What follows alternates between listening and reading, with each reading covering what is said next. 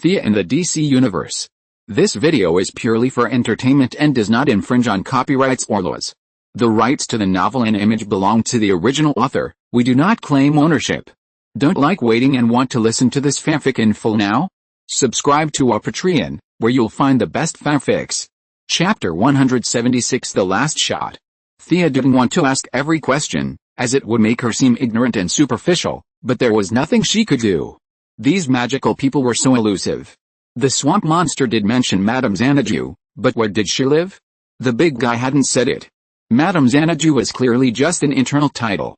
Thea couldn't go to the TV station or the newspaper to put out a missing person notice. Her subordinates were unreliable. She couldn't just order the Court of Owls to send a few claws to find her. They'd be bewildered when they received the order.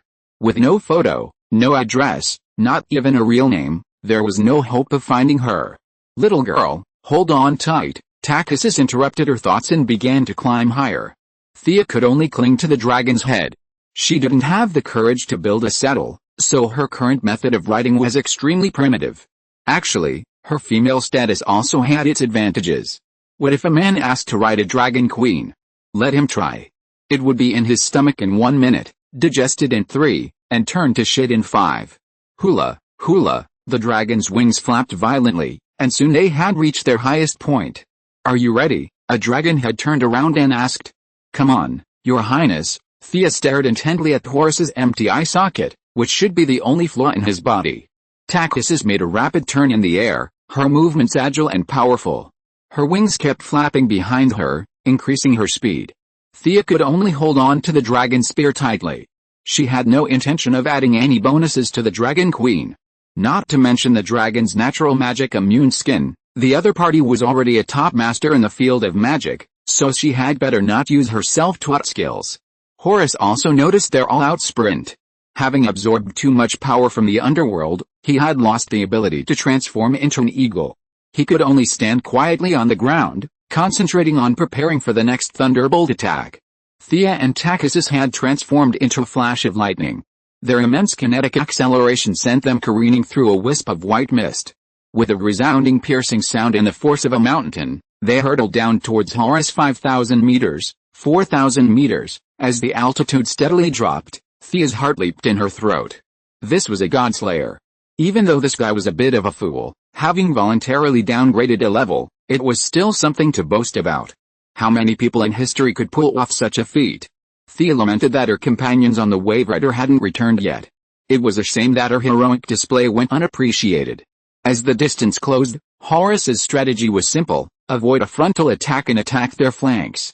Thea and her companion's strategy was to throw everything at him, unleashing their full might to finish him off in one blow.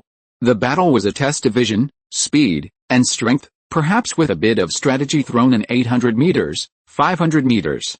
Spear, Takhisis shouted sharply. Thea also raised her spear with all her might, concentrating all her energy and spirit into this single strike, determined to kill with one strike. With their backs to the rising sun, the man and the dragon pierced through the clouds, determined to challenge the true god, and charged fiercely at the giant below.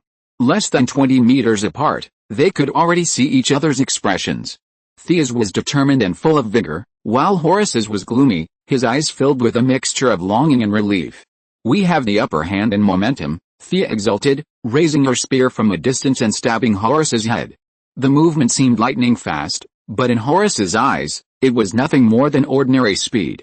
If he were still in his true godly state, he would have grabbed the spear directly, and the decision on whether to fight or kill the enemy would be his. But now that his realm had fallen so much, he couldn't take such a risk.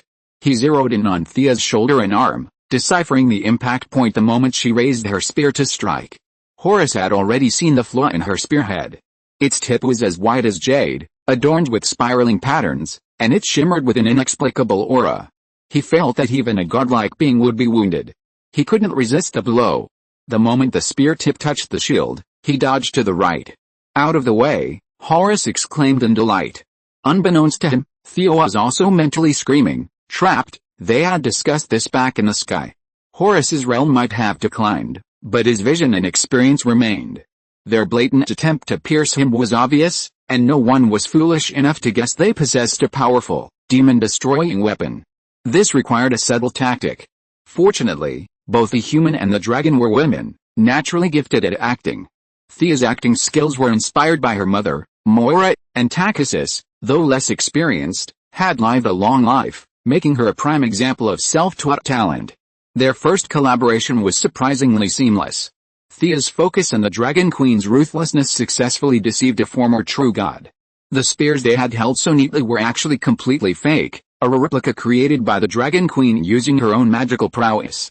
To avoid detection, the Dragon Queen had imbued the spear's tip with a significant amount of Thea's own temporal magic. Time itself was a known fact to anyone who had used it, even the gods shied away from it. Horus, sensing a threat, was right.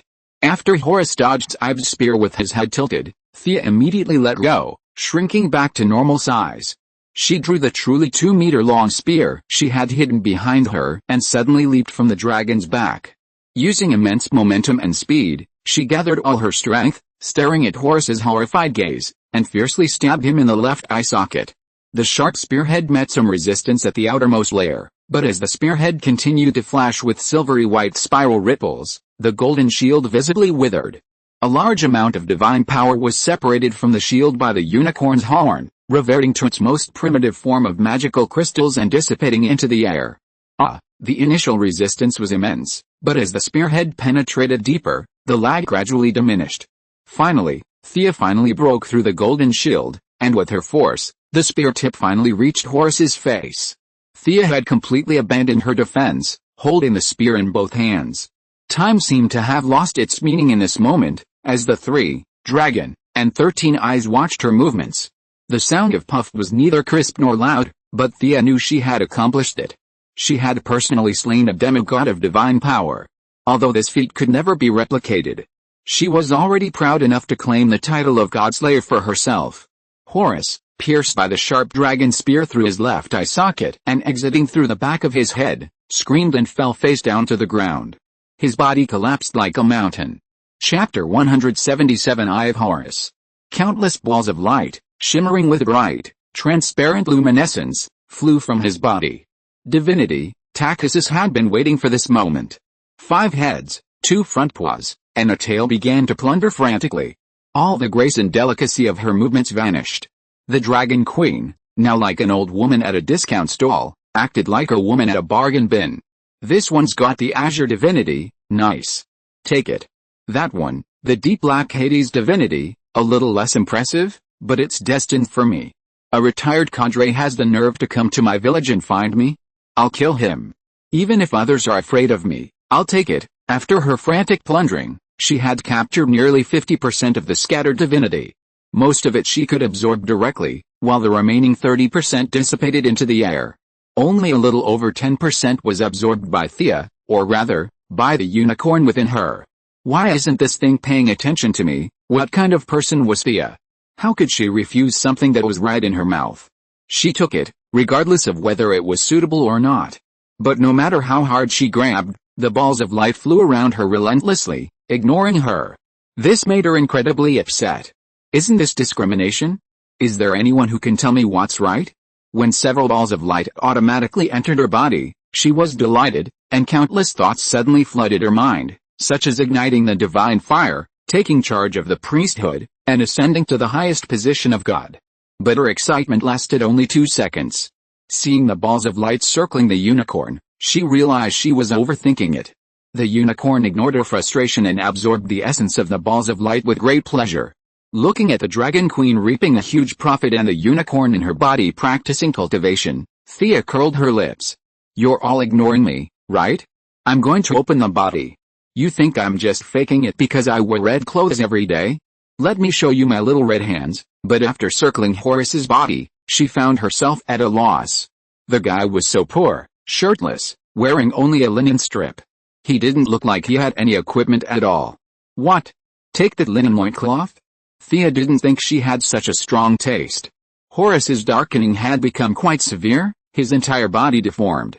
With a sigh, he decided to take his share first. Using a mage's hand, an invisible hand reached for Horus's intact right eye. It didn't budge. She grabbed it again, but it still didn't budge. A bit awkward, she tried to be more polite, to appear less impatient, but the creature was incredibly strong. Thea had no choice but to take the action herself. Approaching the corpse, Thea observed a moment of silence. Horace was a formidable opponent, no matter what. Her previous spells had failed to remove the eye, so Thea rolled up her sleeves, ready for a more drastic approach. "That eyeball is truly enormous," she said. Horace stood 10 meters tall, his head over 1 meter high, and with his beak, it was over 3 meters long. She effortlessly plucked Thea's demon-breaking spear from his left eye socket. A closer look revealed a faint flicker of light in his right eye, though it was noticeably dimming. The right eye, if you only look at the eyeball, is as big as an 8-immortal table. How am I supposed to carry such a big eye back? The atom's nanotechnology must be ineffective against it. Thea thought about how stupid she looked carrying a huge travel bag. But she had to get it first. She had made a lot of mental preparations beforehand, but she didn't expect that as soon as her palm touched Horace's right eye, she felt a delicate balance broken. Horace's right eye seemed to be turned into sand, and it turned into fine sand and flowed through Thea's fingers. What the hell? Thea immediately turned back to look at Tacitus, meaning, is this your fault? If you don't want me to take it, just say so. The Dragon Queen was stunned by her angry eyes. Can't you see I'm busy? After carefully surveying the scene, she suddenly realized, his eye chose you. You're lucky, but you've already taken the trophy. Without waiting for her to reply, the dragon's long tail swept Horace's corpse under it and plopped down on it. The message was clear, the rest is mine. Thea was speechless at her eagerness, her head bowed in thought. The Dragon Queen's words were simple and clear. Horace's eye chose her? Did she mean her own eye? She touched her eye socket. It was still her eye, but her field of vision had widened considerably, and no other abnormalities could be detected. No gory eye gouging or eye replacement had occurred. Considering the Dragon Queen's status as a village leader, she wouldn't lie to a mere shrimp. Her claim that the eye was hers was likely a lie. However, Thea had originally planned to combine it with Horace's orb to see if it could form a set. Now that it was her own eye, she immediately abandoned the idea. Even if she could form a super artifact, she wouldn't gouge her own eye out. Perhaps having fought alongside her, the Dragon Queen's initial air of forbidding strangers had dissipated considerably. The 5 dragon heads scanned the battlefield 360 degrees, picking up any scraps Horace had dropped during previous battles and stashing them into a small pouch of their own. Is this a space bag? Thea envied her. This technology had long been lost in the overworld, and she desperately wanted one. But she knew she had no leverage at the moment, so she could only watch as the Dragon Queen plundered the battlefield. After a full 10 minutes, Tacitus had finally scanned the entire battlefield from every angle. Unless someone had exceptionally good luck, there wouldn't be a single thing left unseen. She wrapped Horace's corpse on the ground in a purple cloth, licked her lips, and excitedly waved to Thea, "I've memorized your space-time coordinates. Call me next time." Carrying her large bag, she created a barrier of light, and the entire dragon happily fluttered its wings and flew into it. How urgent, Thea couldn't help but grumble. Will this guy just go back and eat Horace? A cartoon image of a 5-headed dragon sat upright, scarf tied around its neck, knife and fork in hand, a braised eagle on the table before it flashed through her mind. As for calling you next time, Thea chuckled. After cleaning up the battlefield so cleanly, who would dare call you? Fortunately, she had been mostly a supporting role in the later stages, contributing only the final blow, obtaining the most essential eye and the 4 drops of divine blood she had picked up earlier.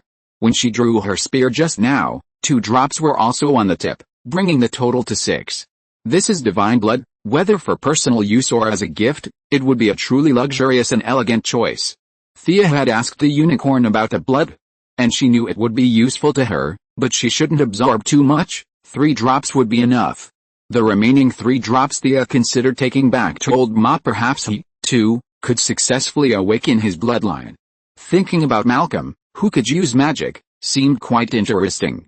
As for Moira, it depends on the effect of the divine blood. If the body becomes 30 years younger instantly after absorption, she would not dare to give it directly to her mother. People in the United States have sharp eyes and there are so many evil scientists. If Moira, a public figure, undergoes earth-shaking changes, she will be sliced into pieces in minutes. Chapter 178. The story ends before it even begins. Malcolm had no such concerns. First, he lived a reclusive life. Even if something unusual happened, with his intelligence and superior skills, There certainly wouldn't be many mad scientists capable of slicing him apart. It's easy to deal with two close relatives, but who would take care of the remaining drop of blood? Thinking of Tommy and Oliver, Thea hesitated, and could only take things one step at a time. Removing her helmet, Thea breathed a sigh of relief, finally emerging from this deep fusion. Constantly suppressing the unicorn was no easy task. This guy was too stubborn, too single-minded, and couldn't tolerate any injustice. It was true that being yourself was the most comfortable thing. The Wave Rider finally returned half an hour after the battle. Disembarking, they were stunned by the desolate scene before them. They'd supposedly come from a large city in 2166, right?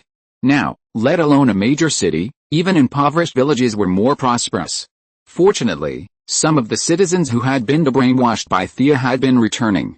They were sure they'd rebuild their homes in this wasteland, right? The Wave Rider was a spaceship, not a rescue ship. They could only leave them with some necessities to last them a few days, and the rest would depend on government assistance.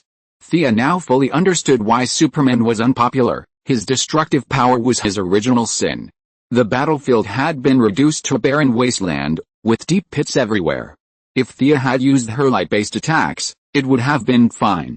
But if she encountered the fireballs and acid pits spewed by Tachasis, you'd be out of luck. Imagine the scene, a plop, a living being instantly vaporized. What a horrible thing. Captain, where are you going next? Thea asked Rip Hunter as she followed the others onto the ship. His millennium-old enemy had finally been apprehended, and his wife and son were no longer in danger. His original mission to assemble the legendary team had been successfully accomplished. Rip Hunter had likely considered this question, and he answered confidently, I'll send Vandal back to the Time Lord's prison. That's where a tyrant like him belongs. Hearing this, Thea curled her lips inwardly. I'm afraid you still want to return to your post. Too bad, your dream will remain a dream. The Time Lord's Council has long since reached an agreement with Vandal. If you send him back, he'll be released in a matter of minutes, and you'll be locked up. The ultimate outcome is that Rip Hunter and his companions will blow up the Time Lord's base, consigning this so-called time management organization to the dustbin of history. Of course, Thea wouldn't stop them. She was even prepared to help. The thought was thrilling. If the Time Lords were blown to pieces, wouldn't she be the only official employee left? If these people survived, she would have to worry about them surfacing if she did anything that deviated from history. They'd correct the timeline, completely erasing any trace of their existence from their base, a highly profitable endeavor. As for Vandal's escape, she didn't care. What if he did? What evil could a man with the physical functions of an 80-year-old possibly do? Even if he lived another 10 years, he wouldn't have the courage. Captain, Ray's injuries have worsened. Come and take a look. Oh, Miss Thea, come and take a look too. As they boarded the boat, they were stopped by Kendra, who had hurried over. She dragged Rip Hunter inside, but after 2 steps, Thea turned back and pulled her back. Thea stared at Kendra with a cold, frightening gaze, completely shocking the clueless Hawkgirl. She paused mid-stretch, stunned, at a loss for what to do. Of course, Thea wasn't scorning her, she was simply puzzled. Your deity is dead, yet you're still alive and kicking? How could a respectable priest like you be so completely unharmed? This doesn't make sense. Look at those eagles, the falcons, dropping from the sky like dumplings. Other animals wouldn't be mentioned, but in this world of 2166, eagles should be protected species from now on. There's nothing to be done. They've basically all committed suicide. Do you know who the enemy we just fought is? Thea asked seriously. Hawkgirl Kendra was such an honest person, she didn't hesitate at all and just shook her head. Ouch, Thea covered her face a little. Great God Horus, no wonder you lost an eye, your vision is as bad as Antarctica. The 2 priests you picked, one is ambitious and the other is timid. Let's not talk about the ambitious one, it's understandable that the timid one didn't hear your call, but now that you, the god, are dead, she has no idea, which only shows that her faith was extremely ungrateful in the beginning, and after reincarnation 206 times, there is nothing left. Can your wings still be stretched out? Thea asked the last question. The question was a bit abrupt. Under normal circumstances, asking others about their abilities is a taboo, but Hawkgirl and Thea are not normal people. Hawkgirl felt it carefully and smiled embarrassedly. It has always been working sometimes and not sometimes, and now I can't use it. Thea looked at her carefully and said to her word by word, Horus has fallen. I wonder who this is? Go back and look up the dictionary. What I want to say is that after his fall, the 4,000 years of war between you and Vandal is over. Your superpowers have disappeared, and you can live a normal life again. Do you mean that Vandal's immortality is gone too? Rip Hunter, who had been listening, didn't care much about what happened to Hawkgirl, but he took his old rival very seriously. That's right. I don't know what they encountered that caused this cycle of reincarnation, but the divine power that was one of the forces that caused this reincarnation has dissipated. Now that they're dead, they're completely dead. There's no doubt about that, huh? Rip Hunter was about to burst out laughing, but he forced himself to hold it back, considering Hawkgirl beside him. After all, she'd lost her powers and immortality, and you were laughing while she was there, and you still wanted to be friends? Honestly, Hawkgirl was a little frustrated. She wasn't worried about Thea lying, but simply felt that fate was strange. 6 months ago, she was still washing dishes. Then she was told she could be a superhero and fight a 4,000-year-old enemy. Now, 6 months later, she'd finally come to terms with this, only to be told the enemy was dead, leaving her no cause for worry. Go home and live your life. If you're willing, you can still be hired as a dishwasher. This kind of ups and downs really tested one's mental endurance. Fortunately, she is a very timid person by nature, and she has no big ambitions. If she doesn't have superpowers, then she doesn't have them. Thea can guess some of her mood changes. To be honest, being able to take it or leave it is also an excellent quality. This is why Hawkman is dead, and this time he is completely dead. If you were still alive and heard what Thea said, vomiting 5 liters of blood would be the lightest punishment, and he might even be paralyzed on one side of his body. Chapter 179 The Injured Atom. Let's go see Ray first. His injuries have suddenly worsened, and Gideon is helpless. Hawkgirl, no longer Hawkgirl, but Kendra from now on, recovered from her thoughts, not daring to hold Thea's hand this time. She led the others to the medical ward. It doesn't make sense, Thea pondered as she walked. She had treated most of Ray Palmer's injuries, and the rest had been suppressed. It shouldn't have rebounded so quickly. When she saw the Atom, full of confusion, she was genuinely startled. His once handsome, sunny face was enveloped by a dark aura, and even though he was strapped to the medical chair, his body was shaking violently. Oh my God. Thea understood immediately. When Ray Palmer was struck by the Eye of Horus, who knows what that god, still a god at the time, was thinking, his gaze couldn't help but tingle with a hint of divine power, so faint that a gust of wind could dissipate it. Even if Ray were an ordinary person, he would have recovered in a year or two without magical treatment. But the problem was that this wisp of divine power formed a tiny connecting channel. When Horus borrowed divine power from his retired father, the power of Hades used that tiny channel to connect with Ray Palmer. Fortunately, Thea had previously treated him, leaving a considerable amount of light energy within him. These light forces counteracted the power of Hades, and Gideon's futuristic technology saved him, barely keeping him alive. But with only half an hour left, he was dead. Of course, her power was far from enough to compete with Hades.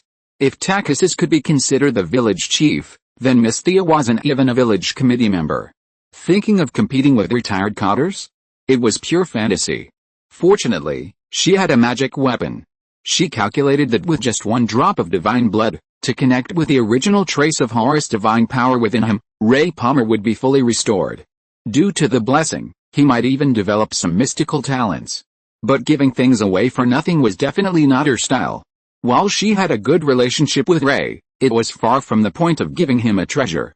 Even if they wanted to negotiate a reward, how could they do so now that he was unconscious? But they couldn't just watch him die. Being a hero of justice wasn't easy. After some thought, Thea came up with a simple plan. She called out urgently, "Gideon, I need your primary access to scan his body. His condition is not optimistic." The AI hesitated for a few seconds before reciting a code of numbers and symbols. Just as Thea was wary of her terrifying calculations, she also didn't understand Thea's magical abilities. 2 people, or perhaps 1 person and 1 machine? Fighting the wolf with a weak stick was a double-edged sword. Thea hadn't asked for access, and she had feigned ignorance until then. Of course, Thea's sudden request didn't mean she was completely confident in defeating the AI. She had obtained access and returned to her original time and space. If she remembered correctly, Gideon's primary form had already been built by the Reverse Flash in Star City's cutting-edge technology laboratory. She couldn't handle this sentient self in front of her, But wouldn't the nearly newborn self be easy to capture? Capturing and brainwashing the Reverse Flash would be the best option. He's a genuine time traveler, a visitor from the 25th century. In his original time frame, he was a scientist. Having traveled to this time frame, he lost his speed force and, in order to return home, has dedicated himself to training the Flash. Shouldn't Thea be able to handle a scientist without superpowers? However, she's wary of these speedsters, whose ability to travel through time is terrifying. If Thea were to put her plan into action, it might only take a second, but for a speedster who travels through time, it would be their own history. Time is a single line, with no past or future, and they can travel freely. If something were to happen, they could plan carefully, gear up, and jump to the previous day to prevent or counterattack. What a ridiculous feat. She's not ready to confront the speedsters directly yet, so she's being a bit demanding of Thea. Fortunately, she's not planning to directly relocate her own version of Gideon. With access, she can obtain a large amount of source code, which she can then hand over to Felicity to let her slowly develop. Now that she had initial access, she had to put on a show. She pulled out various scanning instruments and scanned Ray Palmer 10 times. Regardless of whether they worked or not, at least she looked like a seasoned expert. The Atom originally had half an hour to live, but she'd lost another 10 minutes. Since the scans couldn't be treated immediately, Thea began to put on a show of acting again, looking down in thought, then looking up and down, circling his bed. Occasionally, she would send a golden beam into his body, then shake her head and sigh after observing his reaction. Her actions frightened Kendra. She was just an ordinary person now. Even if he was saved, it was doubtful whether the Atom would still look upon her. She waited anxiously for Thea's report. Meanwhile, the other people on the spaceship had arrived at the medical ward. The Atom was incredibly popular, even the villain duo showed some concern for him. Thea glanced around. Everyone was there, so it was almost time to get started. Simply pouring the solution directly from the bottle was convenient and quick. It took effect in 3 seconds, and within 10, the person would be running and jumping. But something easily obtained doesn't reveal its value. The Buddha had Tang Sanzang go through so much trouble to obtain the scriptures, precisely because of the journey. Naturally, Thea wouldn't be so foolish as to create a grand spectacle, in full view of everyone. The Atom's awakening would make him owe her a great favor. While she wouldn't use the Atom suit's technology, she could use it as a reference. She tapped his forehead, using her own light magic to suppress the dark forces of Hades. Untie him, quickly, Thea commanded the onlookers with some urgency. They hurriedly and clumsily untied the Atom, who was tied up like a dead pig, and laid him flat on the ground according to Thea's instructions. Then, amidst Rip Hunter's gloomy expression, she began to draw a magic circle. The old captain practically condoned her drawing magic circles everywhere on such a high-tech ship. "I can't stop you, so go ahead and do whatever you want," Thea said. This time, the magic circle is guaranteed to be effective. Thea won't leave anything unseen. Gideon's database is vast, and her computational speed can't even be measured in units. It's hard to say whether she'll be able to forcibly crack the magic secrets through technological means. Thea has prepared a regeneration spell. The name sounds like a common spell, but it's actually extremely effective. Even if half of a body is cut off, as long as it's not dead at the time, it can be slowly repaired. This magic circle can also be used by Captain Cold next time, provided he can afford it. His freeze gun is said to be able to freeze the Flash, reaching temperatures close to absolute zero, which is very valuable for research. At the beginning of the month, I'm asking for votes, monthly votes, recommendation votes, etc. Writing part-time is really not easy. Thanks for your support. Chapter 180. You have great potential as a guinea pig. Under Rip Hunter's resentful gaze, Thea placed Ray Palmer in the center of the magic circle and began a new spell. The familiar movements and the familiar bright light once again illuminated the technologically advanced spaceship. It looked dazzling, but in reality, it was of little use. Dark magic continuously damaged the body, while Thea's resurrection spell desperately repaired it. Ultimately, the recipient was the one who suffered the most. Of course, Ray had already passed out, which was good news for him. Another 5 minutes had passed, and Thea wiped the sweat from her brow. Maintaining her magic output was a skill. Her magic was still skyrocketing, and her control was utterly flawed. She feared overexerting herself and killing the Atom. That would be unacceptable. After all, he was such an interesting and humorous character, and his death would be a shame. Finally, the final step, the divine blood. With a pained look on her face, Thea pulled a metal box from her backpack, tightly wrapped in 3 layers, making it airtight. Of course, she wouldn't give it all away. Americans understand the principle of scarcity, and she pulled out a deep blue bottle containing a single drop of golden blood. It was one of the first drops she'd lost. The blood that had flowed from her eye sockets during the final, devastating blow was much darker than this one. She planned to keep it for her own use. This drop would have less power, just right for the atom. Holding the bottle out the window, Thea expressed a melancholy expression, shaking her head, nodding, gritting her teeth, and frowning. She thought to herself, these guys should have a supporting role. I mustn't hold this expression for too long. Kendra, however, had a deep affection for the atom. Watching Thea's eloquent performance, she almost thought she was facing a difficult situation. She asked, "Miss Thea, what's that in your hand?" "Alice, I've exhausted all my options. Perhaps this is the only thing I can try." Thea's expression was filled with helplessness and reluctance, yet also a hint of determination. "What is this?" Because of their fusion, the fat old man was extremely sensitive to high energy. He had long since noticed the incredible power of the object in Xia's hand. Divine blood. Xia didn't elaborate, as there was no need, leaving them to imagine the effect more effectively. Several people simultaneously uttered incoherent sounds. When they arrived at the scene, the spoils had been packed away by the Dragon Queen, not even a hair left. Their fixed assumption was that Xia's microcosmic explosion had driven the god away, and the god had returned to where he came from. They had never imagined that such a high-end accessory as blood could be left behind. "We should take it." The fat old man's first thought was to test it, dilute it with water, and replicate it by the tons. Then, like drinking milk, all of humanity would have a bag each morning and night. By then, landing on Mars and breaking out of the solar system would be no more than a dream. He had also already thought of the words to persuade Xia to contribute: dedication, freedom and democracy, and sacrificing one's own family for the sake of the greater good. But the thought of this drop of blood potentially saving Ray Palmer's life caused a moment of hesitation.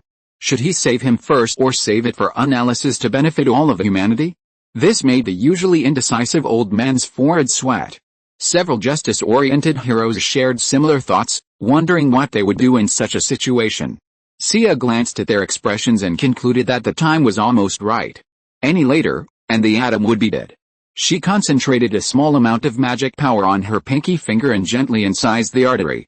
Applying the divine blood to the wound, the drop of blood seemed to be drawn along the artery and flowed into his body. For those with a magical side, absorbing this kind of blood requires extensive preparation before it can fully function, but time is running out. As a staunch representative of the technological side, would he believe you, even if you told him about earth, fire, water, and wind? Fortunately, he still had a trace of the Eye of Horus's divine power within him, which helped guide the absorption. As for drinking it directly, it was nonsense. It wasn't a beverage, and the human stomach wasn't capable of absorbing such a large amount of energy. Entering the bloodstream was the best of all bad options. This drop of divine blood reacted incredibly quickly. Adam, a mere mortal, took such a potent tonic. Even if he'd trained as hard as Oliver, it wouldn't have helped. His consciousness was instantly overwhelmed. The divine blood's energy surged relentlessly. Fortunately, he still possessed the dark magic of the underworld, and the divine blood automatically sought out these shadowy energies. A brutal battle ensued within him. Thea, at this point, activated a magical circle with all her might, repairing his damaged body and bones while shielding his brain with her own magic. The entire process lasted an hour, and the divine blood ultimately triumphed. The black energy was continuously expelled from his body and dissipated into the air. Ray Palmer's heaving body finally calmed down, and Gideon duly reported on his various physical indicators. Aside from a slight weakness, his physical condition had greatly improved. Let him rest. He should be awake around this time tomorrow. Thea glanced over and saw that Big Dumb had grown 2 centimeters taller, his skin smoother. The bruises and scars from his years as a superhero would also heal somewhat. A complete overhaul wouldn't be possible, but a slow transformation was possible. With that, Thea left the medical room. He'd been exhausted from the day, and she needed to find a place to bask in the sun. Even if he'd be reverted back to his original form, it felt so good. That cellular pleasure was irreplaceable. The rest of the group looked at the atom, who looked like a dead pig, with envy and resentment. Big Dumb was indeed lucky. This was divine blood. Maybe in a few days, the Atom would awaken superpowers and outsmart Superman and Batman. The others sighed as they left. Captain Cold cast a gloomy glance at the Atom as he lay there, and a silent decision was made. Thea now ignored their strange looks. Calmly, she found a recliner on the spaceship, grabbed a sheet, and slept outside for a full day and night, basking in the sun by day and the moonlight by night, never missing a beat. The Waverider's crew couldn't understand her cultivation method, so they could only pay limited attention. Thea wasn't the type to sleep through the night. Occasionally, she would enter the bloodline to communicate with a unicorn. Honestly, her light-based spells were terrible, her basics were abysmal. The unicorn was also a warrior-oriented creature. And her understanding of magic was also rudimentary. If it weren't for Taxus's support, it would be a miracle if the two of them could defeat a god together. It was unclear how old Mai and the Court of Owls were faring with their respective searches. With just a basic spellbook, Thea's abilities would soar. Chapter 181 The initial function of the Eye of Horus. As she closed her eyes to rest, she reflected on her gains. The battle experience and power level were so high that she honestly didn't think it would be much of a help for the future. She could only say that she had gained a bird's eye view of the landscape. To say she had a profound understanding was overestimating her comprehension. After all, she had been rapidly advancing, and her foundation was still unstable. The profound utilization of energy was still far from her reach. The acquisition of the divine blood was a small gain. Through the Atom's own experiments, she realized that it couldn't be absorbed carelessly. Giving it to Malcolm and Moira, even for herself, required careful consideration. The Atom was truly a lucky charm. While his luck wasn't exceptional, he did have some cockroach qualities. The divine blood's transformation was far more intense than Thea had anticipated. Fortunately, the dark magic of the underworld countered the divine blood, somewhat mitigating its violent outburst. Ultimately, things calmed down. Although the divine blood's power was weakened by 70% to 80%, at least the Atom survived, and his physical strengthening was inevitable. This was the result of a combination of his strong luck and incredible luck. Thea was able to replicate the process, but the energy loss was so great it felt like a waste of resources. Everything needed to be carefully considered. The final reward was the Eye of Horus. Unlike the comic book version, where you could just snap it on and use it, it wasn't a physical addition, but rather a functional enhancement of an organ. Thea once covered one eye and gazed into the distance, with impressive results. This divine eye was truly remarkable. Both of Thea's eyes had been enhanced, saving her from a tragic future like Kakashi, who had both eyes intact but had to wear an eye patch to pretend to be partially disabled. Her original vision could only see objects within 100 meters, but now, as she soared into the air and focused, her forward veins bulged, and she couldn't see the limit of her vision. The night sky was even more remarkable, her magic power surging wildly, so frightening that she quickly closed her eyes. She could clearly see the craters on the moon's surface, and she was sure she could see farther, too, but the magic power consumption was exorbitant. Horus's eyes, for their own sake, primarily distinguished right from wrong and good from evil. But for Thea, these abilities vanished entirely. Instead, they granted her the ability to discern the lines of magical circles. Previously, she'd relied on intuition to trace them, but now, they were crystal clear and perceptive. As for deeper abilities, she felt they certainly were, though she simply hadn't yet discovered them. The reason for the varying abilities in different individuals could only be explained by the divine power adapting to their will. Now that even hidden magical lines could be seen, the ability to see through them was a bonus. Damn, Thea was thrilled to have acquired this ability. But amidst this joy, she felt she was unwittingly drifting towards Superman and Supergirl. Absorbing sunlight was already astonishing, and now she had clairvoyance too. If Batman knew about this, her reputation would plummet, and she wouldn't be able to explain it. As a leading figure in science, how could he believe you when you explained you could slay gods and demons? Thea could already sense the day drawing near when she'd leave Batman and automatically join Superman's side. Fortunately, her female identity meant he wouldn't react violently, no matter how upset he was. It was inevitable that she'd have to read his little black book. But the thought that Batman had even written down methods to deal with him spoke volumes about the severity of his condition. She shook the sphere of Horus in her hand. The once shimmering golden orb now seemed shrouded in a shadow. Thea, merging her divine eyes with their shared power, observed closely. The orb's magical power was fading with each passing moment, undoubtedly linked to Horus's fall. With the original owner dead, the divine powers of Hawkerl and Vandal rapidly dissipated. This piece of equipment, passed down through countless generations, was nearing its end. It would be a shame to wait for it to shatter. Referring to the information Gideon had translated for her and the brief message from the Eye of Horus, Thea prepared to absorb the fire magic from the ruby atop the orb. Unfortunately, her body was currently filled with light magic, unable to accommodate any additional power. Thea could only use simple techniques to temporarily seal the orb until she could return to this plane and properly absorb it. As for the scepter of Horus, she didn't need to ask anyone. She could sense it wasn't there at the moment. In fact, even she didn't need it anymore. Its divine power would dissipate, and it wouldn't be of much use beyond selling a golden staff for a few bucks. A silent night followed. The next morning, Thea joined them for breakfast. The great thing about their high-tech spaceship was that everything was imaginary. If Gideon could imagine something that existed in human civilization, he could synthesize it. Tired of the American breakfast, which was influenced by British-style dark cuisine, Thea automatically prepared a Chinese meal, a bowl of millet porridge and a tray of steamed dumplings with delicious pickles. The steaming buns, the aroma of meat filling, filled her mouth with a refreshing aroma. Sarah Lance, a former assassin who had traveled the world and could barely speak a few words of Chinese, immediately threw away her breakfast and replaced it with a similar breakfast, which she devoured with delight. The remaining people had varying expressions. Some were too embarrassed to change, while others simply didn't like the food. Thea didn't say much to them. After finishing breakfast, she wiped her hands and prepared to go back to basking in the sun. Thea, thank you. Reaching the door, Thea saw Ray Palmer and Kendra standing outside, bowing in gratitude. She certainly couldn't grab him by the collar and yell, get the benefits. Instead, she played it cool. How's your recovery? Any new abilities? Ray shook his head. I don't seem to have any special abilities, just incredible strength, speed, and stamina. He was clearly quite satisfied, his 8 teeth bared in a brilliant smile. Oh? No new abilities? Thea dragged him to the testing room to see how his physical fitness had improved.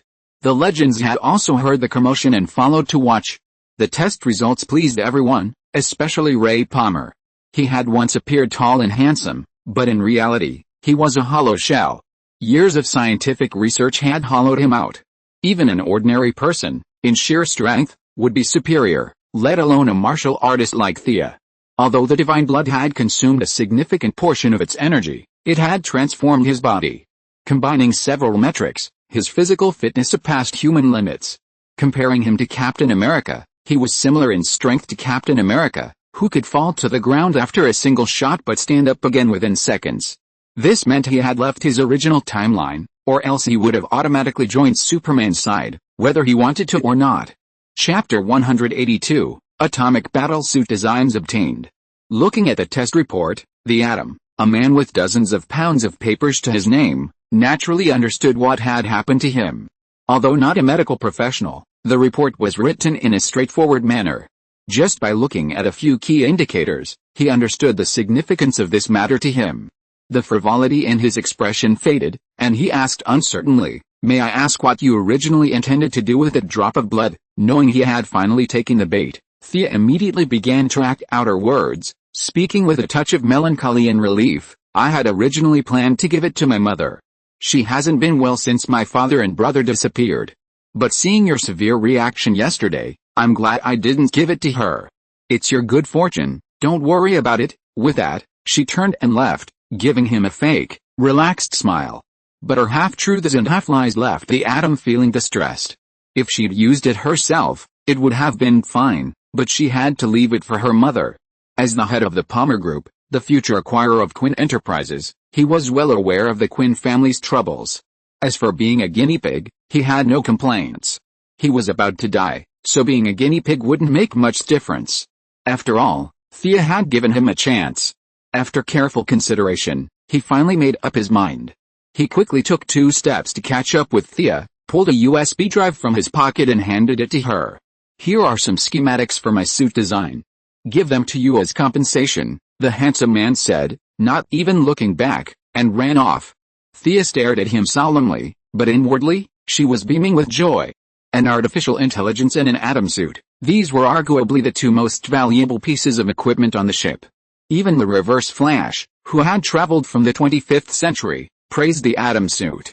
While his words were a bit flattering, it was clear that it was a great invention. Thea conveniently placed the package in her bag. Back in Star City, she could begin preparations for the Iron Man suit. After all, the original time frame was different from 2166, with a plethora of capable heroes and villains. She couldn't afford to be as high profile as she was at this point in time. She wasn't planning on joining the Dark Justice League either, so she needed a more visible superhero identity. Iron Man, with his fighting and flying abilities, wouldn't provoke hostility from the public, making him the perfect choice. Before she could even think about it, another action figure package arrived. Captain Cold, ever the straightforward type, ignored Thea's emotional performance and handed her a USB flash drive, explaining that it contained blueprints for his freeze gun. He didn't have the blueprints, but these were the actual disassembly diagrams. Thea wasn't surprised. The original blueprints had been designed by Cisco Ramon to prevent the Flash from going berserk, but Captain Cold had stolen them before a single shot was fired, and used them to torture the Flash for 3 years. However, it was truly remarkable that Captain Cold, with only a high school education, could actually recreate the original image using the actual object and add his own modifications. It was truly remarkable. One had to admit that this world's technological equipment was a bit of a mystery. For example, the Black Guy in Firestorm could repair cars in just 6 months and then be repairing spaceships. By that measure, Captain Cold's high school education wasn't too low. Thea wasn't completely uninterested in his freezing gun, but she wasn't completely intrigued either. She had studied Mr. Freeze's freezing gun in Gotham, and the two likely shared some similarities. However, getting the item took some effort. She dragged Captain Cold, along with Heatwave and Sarah Lance, who had volunteered to tag along, to the magic circle from yesterday. She told him to go inside, and to make it worthwhile, Thea put on another 20 minutes of intense performance. She examined Captain Cold, who was nearly cooked, and the results were positive. She then scanned his genetic chain with the Eye of Horus. His genes hadn't undergone any significant mutations, merely new additions to the normal ones. These were likely the special genomes that gave him his superpowers. How is it going?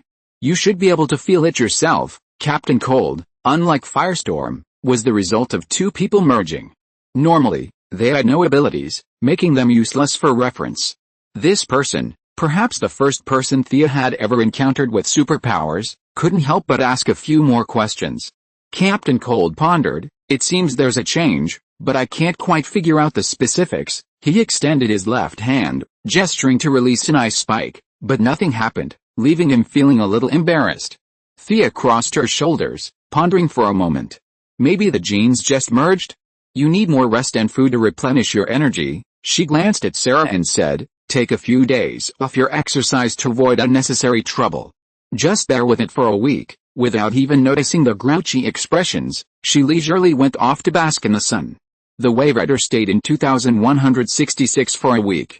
Rip Hunter made arrangements with his wife and son, fully expecting the Time Council to send someone to look for them. Instead, everything was calm, with no sign of a single movement. This puzzled him. Usually, the Council's men were like hounds, chasing him, so he never stayed in one place for more than 3 days. What had happened recently? Since they couldn't figure it out, they decided to take the initiative. The Wave Rider crew happily boarded the spaceship, embarking on what they thought would be their final journey, but in reality, there were many more stories to tell. The happiest person recently was none other than Captain Rip Hunter, his great revenge avenged, his wife and children safe, his righteous remedy fulfilled, and he was ready to return to his post. Dr. Ray Palmer was the second happiest. The sunny and cheerful Adam had experienced a second spring, his physical fitness greatly improved, and his brief encounter with Night Gawain had reignited his dream of chivalry. His first move was to modify the Atom suit, transforming it into medieval armor. This caused the portly old man, also a leading authority on technology, to lament. Perhaps out of a desire for experience, he wore the same armor every day, so that no one would mistake him for a 21st century doctor. He also coaxed Gideon into giving him a piece of the spaceship's alloy steel and crafted a striking two-handed sword. One day, when Thea pointed out that his face was too smooth, Captain Cold, on cue, said he looked like a eunuch in armor. The former Atom, now Atomic Knight. began growing a beard again, and in just a week, it was already showing results. His mindset, however, had changed the most. Armor only provided protection, it was the heart that held the true strength. His brief collaboration with Night Gawain finally allowed him to break through his defenses, allowing him to bravely face himself, without shrinking or escaping. Giving Thea the information about his suit was perhaps a way for him to say goodbye to the past. The title of Atomic Knight was a self-deprecating joke, and everyone else accepted it. If you're listening to this novel on a channel other than Fanfic World, it means they downloaded and uploaded it without effort. We cordially invite you to visit our channel, Mundo Fanfic Novelis. There you'll find the original version of this story, and you can explore many other novels of various genres. We're waiting for you to immerse yourself in a world of incredible novels. Chapter 183 The Council of the Lords of Time.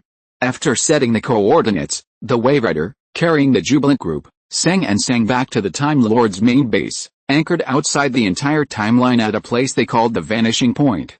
Rip Hunter, full of anticipation, escorted Vandal to meet his former employer, the Time Lords.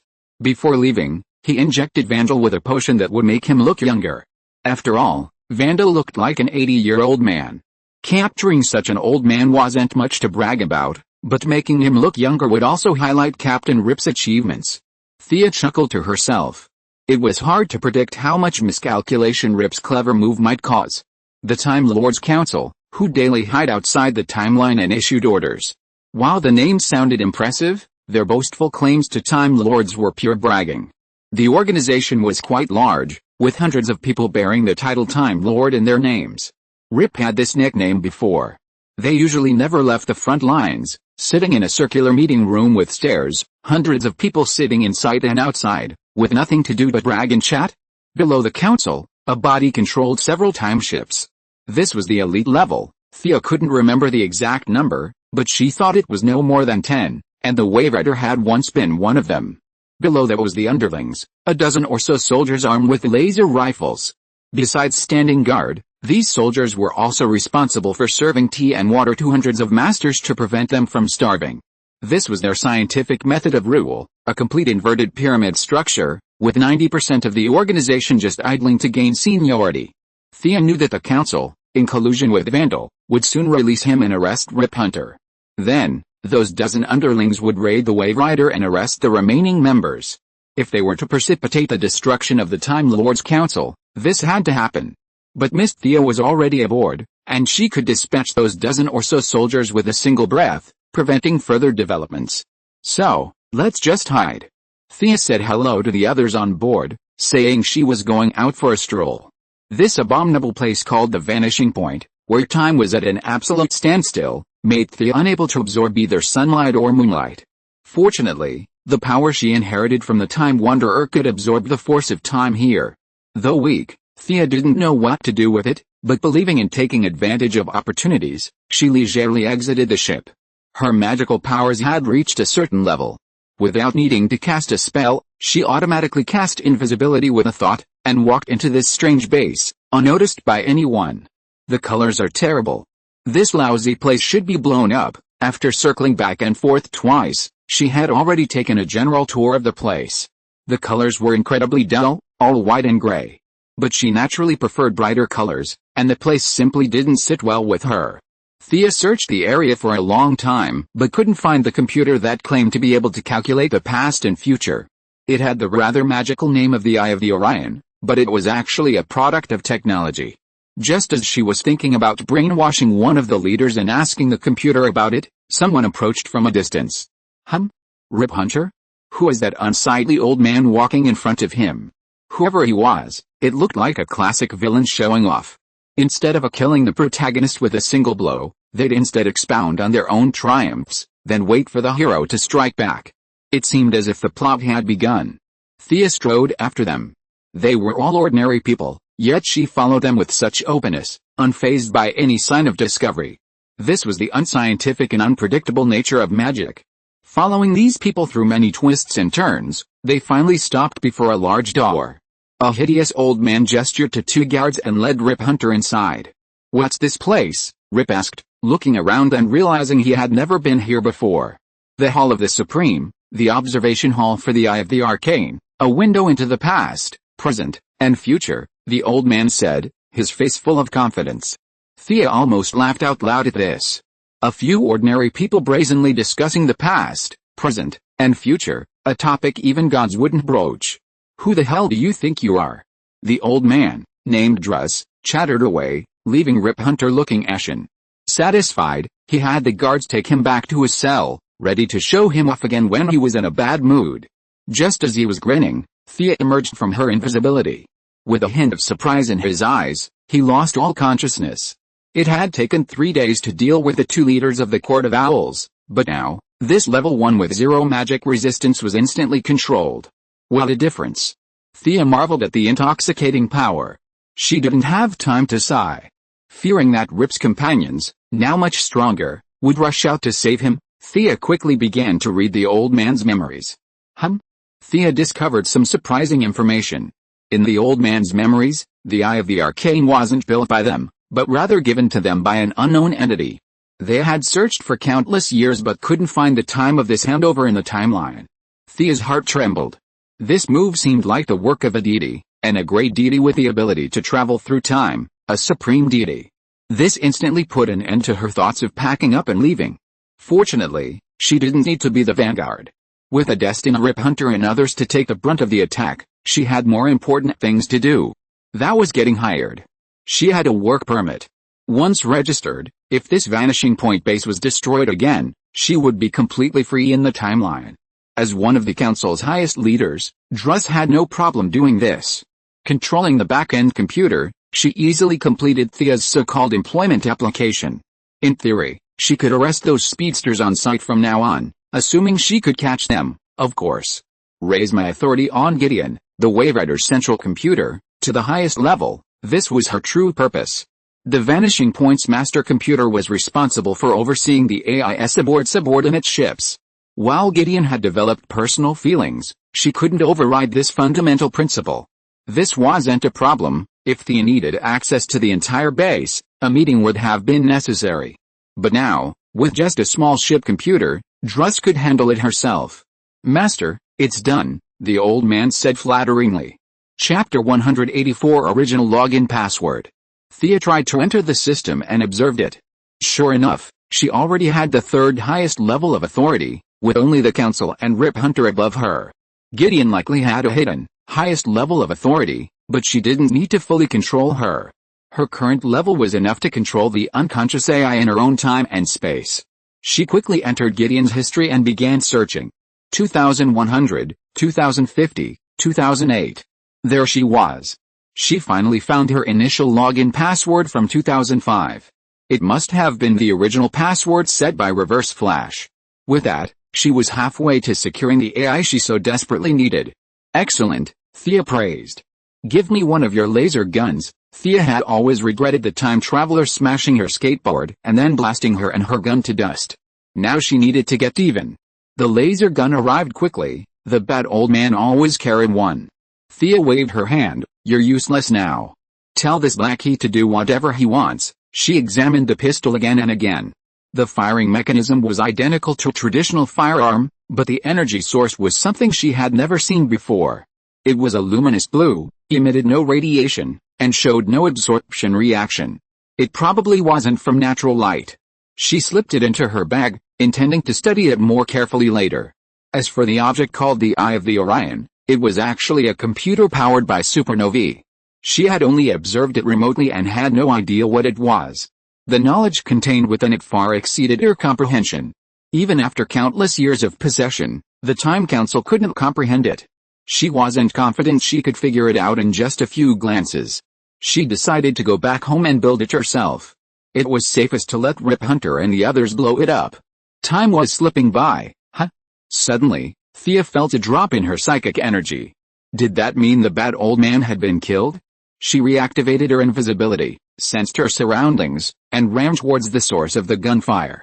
Hurry, we have to get to the eye. Rip Hunter's face was grim. He hadn't expected the entire conspiracy to be orchestrated by the council. He was now hell-bent on revenge, determined to blow this damned place to the ground. The legends followed closely behind, with the Atom and Captain Cold particularly prominent. Both had been enhanced by Thea, one a weaker version of Iron Man and Captain Cold, the other a bit like Iceman Bobby. Under their powerful attack, coupled with a fierce bombardment of firestorm, they fought their way through and stormed into the Eye's underground machine room. The enhancements are working quite well, Thea followed silently. She had initially feared her enhancements would cause plot twists, but now that the results were good, they were back on track. It'll probably take a few minutes for me to figure out how to make this thing self-destruct, the Atom observed confidently. Hurry up, we'll buy you some time. Rip then led a few men to block the door, where soldiers armed with laser weapons were already charging. Thea found it hard to believe what was happening. This thing looked like it had all sorts of sensors and wires, signal sources, a design that must have surpassed our technological development by countless years. You really figured it out in just a few minutes? Even your genius has its limits, right? But what left her speechless was that after tinkering for ages, the Atom finally found the key. Hold on a little longer. I found the polarity matrix. Reverse it and this place will explode in 2 minutes. How powerful will the explosion be? The big-headed heat wave demanded. The Atom pondered for a few seconds. On a scale of 1 to 10, it's 10 to the power of 100, Thea felt a little amused by the scene. Heat wave was still trying to figure out 10 to the power of 100, feeling a little dazed. Despite the Legend's desperate efforts to stop them, the Council's forces, essentially just a dozen or so guards, rushed in with laser weapons. Only then did Thea realize how surprisingly tough these soldiers were, on par with the time travelers she'd fought against before. It was truly fascinating. The leaders at the top were all weaklings, while the soldiers at the bottom were invulnerable. It was truly remarkable that no one rebelled against this system of operations. Oh, the Atom exclaimed, drawing the attention of several people. What happened? Rip asked, firing at the opposing soldiers. There seems to be an anti-tamper protection device here. I have to press it, or it will explode immediately. Ray Palmer's voice was a little frustrated, but he still managed to press the switch. Let's go. How can the remaining heroes on the side of justice tolerate such self-sacrifice? A scene even more exciting than the original plot unfolded. The fat old man withdrew from Firestorm's clone.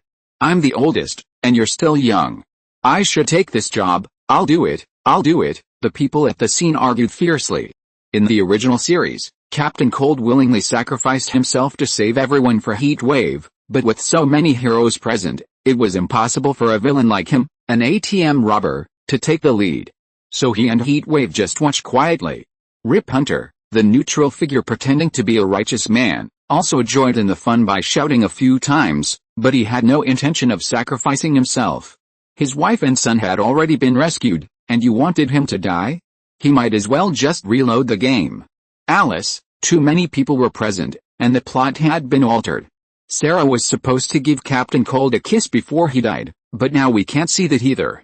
What a shame. Thea released her invisibility and emerged from the shadows. Hi. Everyone, Miss Thea. Several people greeted her in a flurry. Remember, legends never give up. Thea's expression was grave, but she was actually delighted.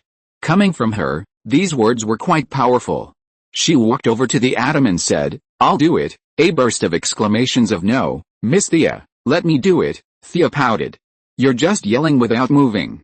Besides, you didn't even let me finish my sentence before you just yelled, let me take a look. Ignoring everyone's jaws dropping, she began to look.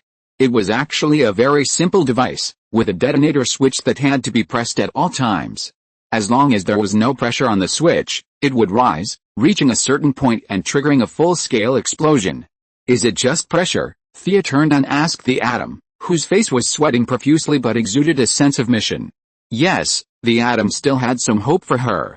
While such a sacrifice would be noble and fulfilling, it was better to survive if possible. Thea instantly cast a magic hand. When I say 3, 2, 1, you let go. 3, 2, 1, the two coordinated well. As soon as the Atom's hand released, her magic hand pressed down. After looking carefully for a few seconds and finding that there was no problem, Xia didn't waste time talking to them and told them to run quickly. After getting on the spaceship, everyone breathed a sigh of relief. Xia received another wave of thanks. After the spaceship flew far away, she got a signal from Rip and lifted the spell. As soon as she saw a deep blue explosion from the council base on the display screen, she felt herself being violently dragged by an unknown but incomparably powerful force. The incident happened suddenly and she had no time to protect herself. In a flash, she was pulled into an unknown space by the huge force. Chapter 185. This is Paradise Island?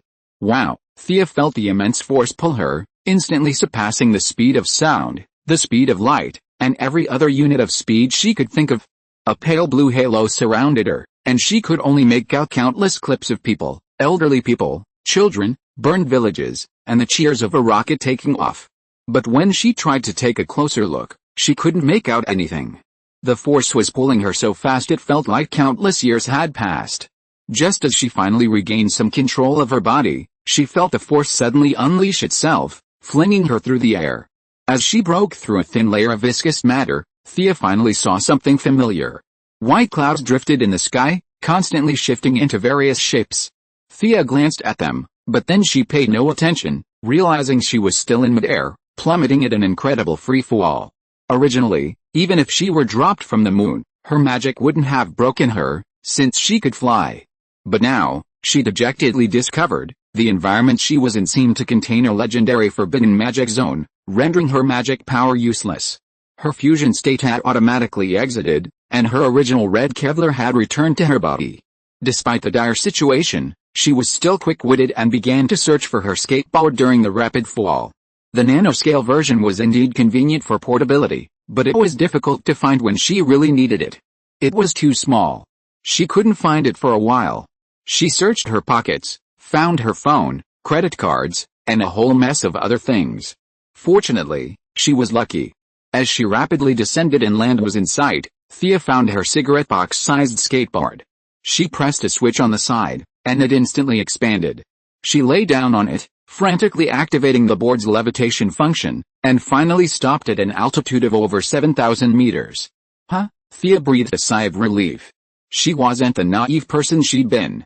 She vaguely understood that the immense energy of the Eye of the Arcane's explosion had likely opened a time tunnel, possibly more than one. She had been forcibly dragged into it by the psychic pull of the magical hand, arriving on this seemingly desolate island. That didn't make sense. Who would have the time to establish a massive magic forbidden zone on a deserted island? This person must be seriously ill. She looked around, seeing nothing but azure waters. Using the full power of the Eye of Horus, she could see no sign of land except the island beneath her feet. She checked her condition and found that both the yang and yin lines were completely blocked, and her once astonishing magic could no longer be sensed. Should she leave or descend? As Thea pondered this, she noticed a crowd gathered on the island below, pointing and commenting. Thea strained her eyes, peering intently. Her heart skipped a beat as she took in the group's attire and features. Standing in the open space below were at least 100 people, each clad in metallic half-body armor, knee-length leather skirts, and ankle boots less than 30 centimeters high. Their arms and thighs were exposed. They stared intently at Thea floating in the sky, many clutching their spears and bows. Thea wasn't afraid of her fellow bowmen. Although her magic had vanished, her technological equipment remained, and her Eye of Horus was functioning normally. She wouldn't be afraid of even twice as many, let alone 100 or 80. If she couldn't defeat them, she could always just kite them. But what really broke her was the puffed-out chests of the 100 or so people, all women. Judging by their sharp eyes, they all looked incredibly capable. One woman stood out from the outside. Thea was too high up to discern her exact height, but she was clearly a head taller than the others around her. Her entire aura was completely different, standing proudly against everything like a sword. She seemed to sense Thea's gaze and waved at her. Oh my god, she could see me from this distance? Considering this tall woman was clearly not of Kryptonian descent, combined with the surroundings and the fierce-looking women, the name of this forbidden island was obvious. Paradise Island. The blessed land of the gods, home of Wonder Woman Diana. Could this towering figure, who could see herself from 10,000 meters above, be Diana? Thea decided to go down and inquire about the situation. Now that she was a time traveler, her first priority was to ascertain the era and location. She could roughly guess the location, but not the era. Superman might be able to infer Earth's age by looking at the sun's age, but she couldn't.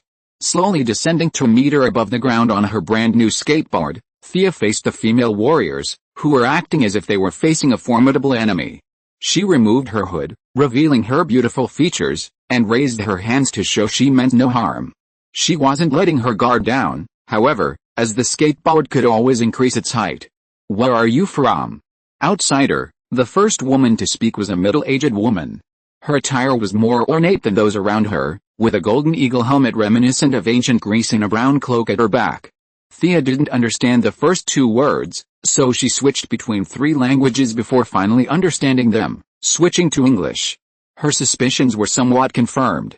What old woman on a deserted island could speak 4 or 5 different languages?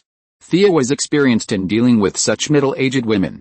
Although her actual lifespan was immense, middle-aged people were often particularly nagging and eager to be valued. Having fooled Moira for years, Thea found it easy to deal with her simply by understanding her psychology. She bowed slightly, appearing neither humble nor polite. "Your Majesty, I am from America." The woman appreciated her respect, but her tone still tinged with doubt.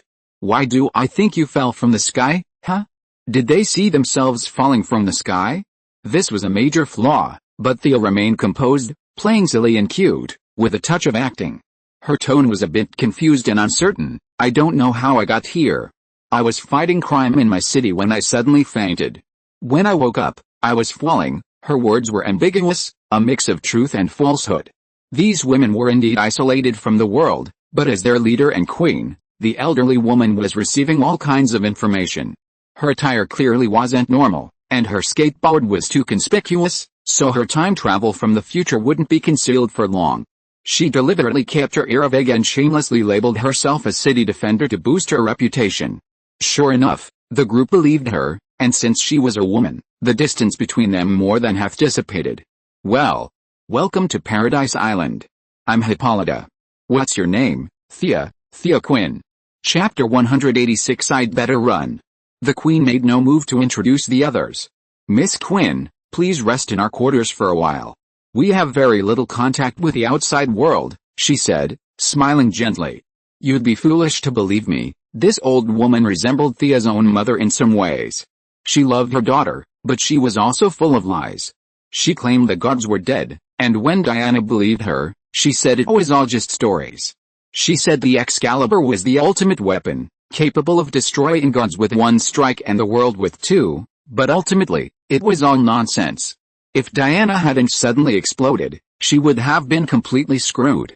Thea didn't intend to expose her, so she nodded and said, "Thank you, Your Majesty, for your help. Please call me Thea." Hey, the little girl was really good at talking. Old Hippolyta had been tormented by the naughty Diana every day for 5,000 years, and now, seeing Thea, who was pretty, gentle, and polite, she immediately took a liking to her. When she reached the horses, she realized something. They'd all come here on horseback, so could this stranger ride? She knew the outside world was already awash in machinery. She turned and asked, "Miss Thea, can you ride?" The question stumped her. After they cleared up the misunderstanding, she had already jumped off her skateboard. To avoid shocking the crowd, she'd skipped the Nonodibus and, instead, held it in her arms, following them inside on foot. Hippolyta's question startled her. Thinking back, she'd learned to ride years ago when old Robert took her and Oliver on vacation, but after so many years, she couldn't really say she could. She pondered, her steps unwavering. Her physical fitness was far superior to that of the young girl back then, so learning was no problem. But when she reached a brown horse Hippolyta had designated for her, she grasped the reins for some unknown reason and scrambled onto the steed with a clean, effortless motion. The steed beneath her gave her a friendly signal. She controlled the direction without even using the reins, speeding and slowing it down with a single thought. What was this? She pondered, perhaps because the unicorns were their ancestors? So he was particularly friendly to her? Arthas was sealed off as soon as he entered the airspace of this island, and she couldn't contact him. Thinking that there was no harm in it, she followed the female warriors of Paradise Island into their living quarters. She glanced at the tall girl who looked like Wonder Woman, and their eyes met in the air. Perhaps it was because there was a bit of aggression in Thea's eyes. The young Diana quickly retracted her gaze and stared at the front with a serious expression. It was quite childish, and Thea was a little amused. While casually responding to Hippolyta's seemingly concerned but actually probing questions, she lowered her head to communicate with the horse. The communication went very smoothly, and Thea finally confirmed that this was Paradise Island, because not only the horse under her crotch, but also the horses ridden by more than 100 people around her were all female, not even a single male. When asked how they reproduced, the horses' signals were vague, as if they didn't know how to express it. Reproduction was innate, but there were no male horses on the island. They seemed to be stuck in a cycle: birth, growth, death, and rebirth. As for where they came from, they didn't know. They just happened to be born naturally. Thea was speechless. "Ninja Master, did you see that? You're worse than a horse. What's going on with him?" This is repetitive reincarnation, just like Hawkgirl, who she had just sent back to wash dishes. Hawkgirl has reincarnated 206 times in 4,000 years. Horses, with their shorter lifespans, might have reincarnated 500 times. How idle are these gods? They squander their power recklessly, fashioning humans out of clay, creating an entire island of Amazons, enforcing a magical barrier that lasts for who knows how many years, and granting them immortality, then forgetting all about them in a single slumber. No wonder all those gods died. They wasted their divine power constantly, only to discover they were short on it when the fighting began. They were truly the epitome of courting death. Miss Thea, have you decided on your next itinerary? If not, why not stay on our island for a few days? We have daily gatherings and martial arts competitions, and even bonfires at night. It's quite lively. Hippolyta, through her indirect probing, had roughly confirmed that Thea wasn't her local. She wondered if there was something else hidden, but she needed further confirmation.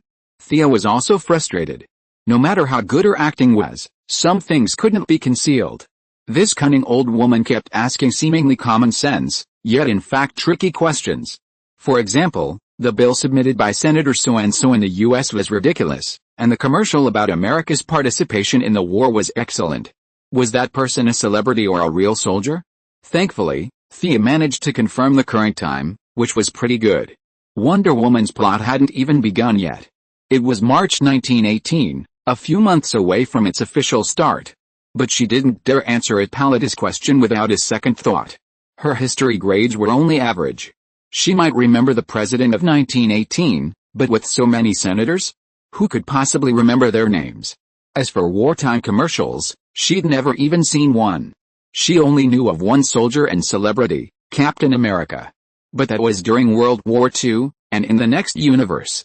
Sis-A's inability to answer led to Hippolyta's aforementioned words, seemingly gentle but ultimately undeniable. Of course, Thea could escape. Perhaps Wonder Woman, lacking confidence or perhaps due to lack of time, didn't have the absolute power to stop her. She could certainly run. But where could she go? How could she return to her original time? Waiting for the Wave Rider to find her was one option, but would they be able to find her? The Eye of the Orion was blown up, and Gideon could no longer receive signals from the time stream. Was it just a matter of chance for them to find her at any random point in time? Even if they wanted to, Thea didn't have the patience to wait. She could stay on Paradise Island, a place blessed by the gods, and perhaps find her way back. If she didn't leave, the lasso of truth would surely await her. This magical artifact, capable of forcing anyone to speak the truth, had never failed. She had a ton of secrets, and they couldn't possibly know them. She pondered over it for a long time, but just as she finally made up her mind and was about to hop on her skateboard and run, a massive pillar of light shot up from a nearby building. Unlike the intense, direct light of sunlight, it held a tranquil and serene quality. What is this? Before Thea could comprehend what was happening, Hippolyta's expression changed drastically. She ignored her and, without a care in the world, whipped her horse and galloped towards the pillar of light. Chapter 187 First Contact with Diana. A chorus of female warriors exclaimed, "What's that? The direction of the temple, is the god descending again? Come on, it's probably an oracle." The warriors, who had been so aggressive just moments before, transformed themselves as soon as Hippolyta left. A flurry of women erupted in a frenzy of discussion, with all sorts of ideas swirling around, some even suggesting the gods had nothing better to do and were planning to give the queen another bratty child.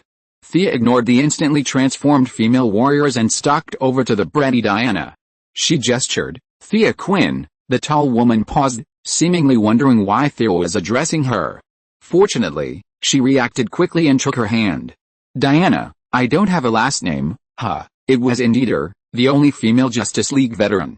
Finally meeting her in person today. This was the third major Justice League leader Thea had met. Compared to the bewildered Superman and the battered Batman, Diana seemed quite immature, her tone filled with uncertainty, and she was still a long way from the powerful heroine she would become. "Do you know what's going on over there?" Thea asked now, unsurprisingly. With over 100 people around them all discussing the situation, one more or one less made no difference. There was no need to be so reserved. Diana, ever so practical, didn't realize she had nothing to say. She pondered for a few seconds before shaking her head. "I don't know, but judging by your mother's expression, it must be something urgent." Thea felt increasingly unkind. Daily interactions with such naive gods and demigods as Horus and Diana were a real challenge to her integrity. Clearing her throat, she said, "That's your temple over there. What gods do you worship?" This time, Diana's response was decisive. She began with Zeus, gesturing as she spoke. As she described the achievements of a particular deity, the genuine admiration on her face left Thea transfixed. So beautiful.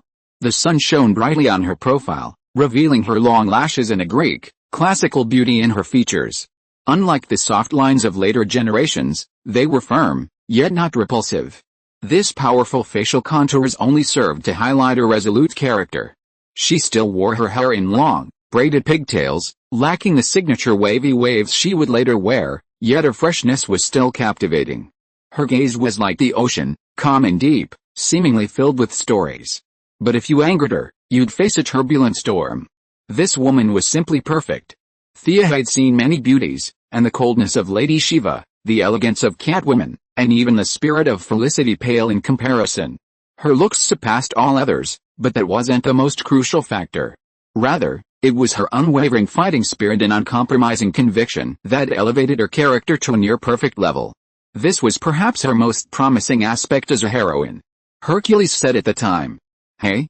What are you looking at?" Diana was still reciting the stories made up by her own mother, but she stopped talking involuntarily when she noticed that Thea was staring at her with a sharp gaze. Thea knew that she was looking a little too intently. She was a genuine demigod, and her long lingering gaze surprised her. She quickly changed the subject. I'm looking into your eyes. Your eyes can see very far, right?" Diana was a little at a loss for what to say. She was not stupid and knew that she should not reveal her true feelings to someone she had just met, Thea, but she was honest by nature and was not to the extent of making up lies like Thea, who was as easy as drinking water. Just as she was trying to figure out how to explain, Hippolyta rode back, breathless. Seeing the two of them together, she seemed a little puzzled, but she told Diana, "I'll interrupt you for a moment, dear." Turning to Thea, she said, "Would you mind coming over to the side and talking?" Of course Thea couldn't say no. Obediently, she followed Hippolyta to a corner, wondering, what did this old woman want her to do? She was going to do something nasty? Not likely. While her physique was certainly well trained, it wasn't anywhere near the intimidating presence Diana had. In a real fight, Thea completely outshone her. "Are you from another world?" Hippolyta asked, not giving her time to think. Thea's expression suddenly changed. She'd discovered it so quickly?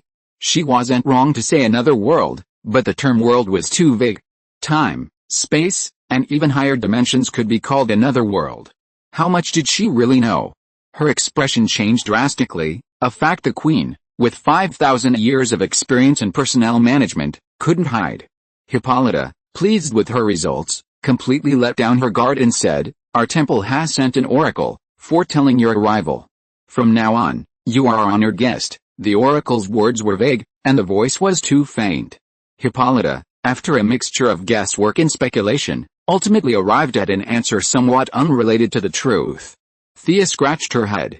It didn't matter in the other world. Perhaps their gods, afraid her words would alter history, had slightly altered it? It had to be said that the power of Horus in that other dimension had misjudged the gods' current state, where they lived on welfare. She assumed the gods were omniscient and omnipotent. She cautiously probed Hippolyta for a long time, but received no answer. She only concluded that the gods had sensed her coming, a fact already established. "Diana, come, take Thea out for a walk. I need to go back and prepare for the festival." Hippolyta, overjoyed to receive the oracle again after who knows how many years, became much friendlier to her daughter, treating Thea like an outsider. She led the troops back home. Thea was a little confused. "I haven't said anything yet, and now all suspicion is cleared." Although she couldn't figure out what had gone wrong with their deity to let her in without questioning, it was a relief to not have to flee at night. Following Diana, They began to gallop across the island. At first, Diana feared her riding skills and went very slowly, but as they ran, she realized she was practically one with the horse, a skill unmatched on the island. Intensely competitive, she challenged Thea to a riding contest. Thea, convinced of her incredible skill, could sense the horse's emotions and felt like it was on steroids, constantly signaling happiness and comfort. Since you don't have to run by yourself, just let's have a competition. The two of them and their two horses started running around the island in circles. Chapter 188 The Troublemaker is Coming. Halfway around the lap, Thea automatically slowed down. She'd noticed from the start that Diana was a superb horseman, and her horse was a notch above her own. Racing against her was pure torture, and there was no need for her to be so outshined on her arrival.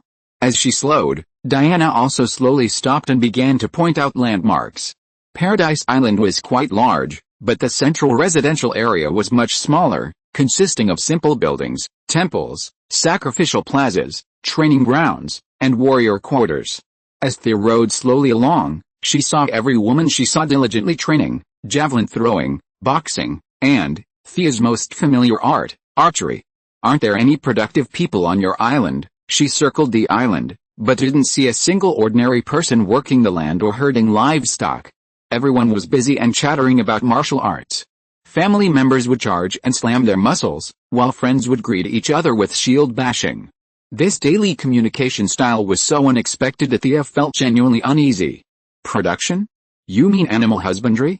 I've read Dr. Michel's 1915 treatise on poultry breeding and specialized feeds. Thea folded her arms as Diana rambled on about how to properly raise chickens, ducks, and geese, and how to systematically and scientifically plan a site. She was furious. This girl was clearly pent up. She had the potential to be a scholar, but she was reborn in a place where the people used their fists more than their brains. It wouldn't be appropriate to interrupt her directly, just listen patiently. Diana rambled on, discussing climate, soil, and environmental factors, finally concluding, our island's food is provided by God. We don't have to work hard. Well, Thea's skin twitched.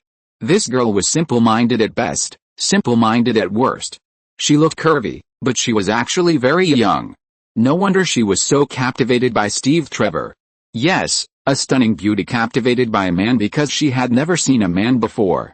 Thea had seen Steve Trevor's photo in her previous timeline, likely from some adventure on Paradise Island. Nearly a century had passed, and he still looked a serious, middle-aged man. He wasn't quite as handsome, at least not as handsome, Thea thought, as Tommy and Oliver.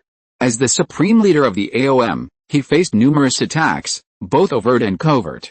For example, Amanda Waller and Layla Michaels, who now held a friendly pact with Thea and were considered quasi-allies, constantly spoke ill of him, calling him a dictator and undemocratic.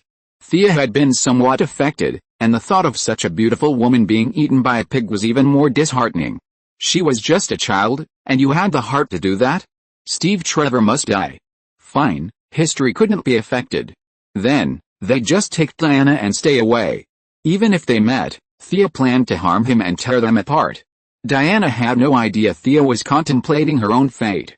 Seeing her heavy expression, she assumed she was mulling over her remarks about animal husbandry. For the first time in her life, she felt the joy of being valued, and happily dragged her along for another stroll. The two women spent the entire afternoon roaming around the island, finally returning to the residential area before dinner. For someone accustomed to modern sound and light stage displays, this almost primitive ritual felt strangely different. The entire islander population participated in this bonfire party, a testament to the gods' continued attention. Watching them sing ancient war songs and enthusiastically dance, Thea felt a touch of sadness. They had probably known of the gods' fall, but a glimmer of hope remained. Now that they had received the definitive news, they could no longer suppress their excitement. It was a redemption of faith, a mixture of excitement and joy. Yet, amidst this grand celebration, a discordant voice could be heard. She's over there, sitting on the stone bench, wearing red. Artemis, that's not right. She's the queen's guest. Several chaotic voices reached Thea's ears. Red clothes? She didn't even need to look to know who they were talking about. She was the only one wearing red within a 10-mile radius of the island. As expected, idiots are everywhere. Paradise Island is no paradise. Just as she was wondering which weakling was coming to cause trouble, a dark, towering figure stood before her. Her voice was low, but its words were unkind. "Don't think, stranger, that today's sacrifice is for you. This is our tradition, understand?" She spoke softly at first, but her voice grew louder. "Who is this?" Thea squinted her eyes at the humanoid creature, let's call it a woman, standing before her. Oh my god, this is terrifying. It was night, and despite the numerous torches, the light flickered. At first, Thea didn't notice the man approaching her. It wasn't until she spoke that she realized there was a living person standing there. She was incredibly dark. But as she got a closer look in the torchlight, she realized she wasn't one of those African black people. After all, a black person among a crowd of white Amazons would look odd. She didn't know if her skin was naturally tanned or tanned, but it still shone in the night, revealing a muscular build that was exaggerated even for a man. The strong woman was followed by 4 or 5 other women. When they caught sight of Thea, they all avoided her gaze. "Who are you?" Thea never shied away from a challenge. On the contrary, she possessed the courage to face any challenge, but she also didn't want to be used in vain. She didn't believe that the person who provoked this fool to pick a fight had no political agenda. It was simply that Hippolyta's pent-up resentment from 5,000 years of rule had finally found an outlet, hoping to overthrow her and attack the queen's political prestige. Thea sighed. Humans are indeed the most complex of creatures, whether they're born naturally or made of clay. They all share this pesky habit. The dark, muscular woman clenched her left fist and slammed it against her chest, which had practically become muscle. "I'm Artemis." Thea was stunned for a moment. "Haha, I'm dying of laughter," laughing so hard she gasped. She pounded the stone table in front of her. She wasn't trying to provoke, she simply couldn't help herself. Artemis was the legendary goddess of the hunt and the moon. While not as beautiful as Aphrodite, the goddess of love, she was still a foremost beauty in the Greek pantheon. Diana had mentioned that afternoon that they had a tradition of honoring someone in their tribe by naming a deity, but Thea hadn't expected the name of the beautiful goddess of the night to be given to this dark-haired woman. Chapter 189 Artemis's Divine Name Challenge. No matter how I looked at him, he didn't fit the image of someone stalking the forest, moving as swiftly as the wind, as quiet as a virgin, and as agile as a rabbit. You think the god isn't dead enough, so you chose this kind of creature? You're trying to piss him off to death, right? Thinking of this, Thea couldn't contain her expression any longer. She pointed at the dark-faced woman and laughed. Her provocation had completely worked. The dark-faced woman's teeth chattered with rage, and her already large eyes seemed to pop out of their sockets. She pointed at Thea, her lips trembling, and she kept muttering you for a long time, unable to form a complete sentence. After a few laughs, Thea regained some composure. She covered her mouth and lowered her head, saying, sorry, I wasn't laughing at you. Haha, I really wasn't laughing at you." Her explanation was insincere. The Amazons were naive, but not foolish. "Me? I want it," the dark-faced woman pondered for a long time, unable to come up with a response. Then, someone behind her hesitated, whispering something in her ear. The dark-skinned woman's expression suddenly paled, but despite her companion's persuasion, she hesitated before addressing Thea. "I'm challenging the god's name. My name is on the line. According to the rules, you must accept the challenge." "Outsider, Artemis, what are you doing? Thea isn't one of our tribe.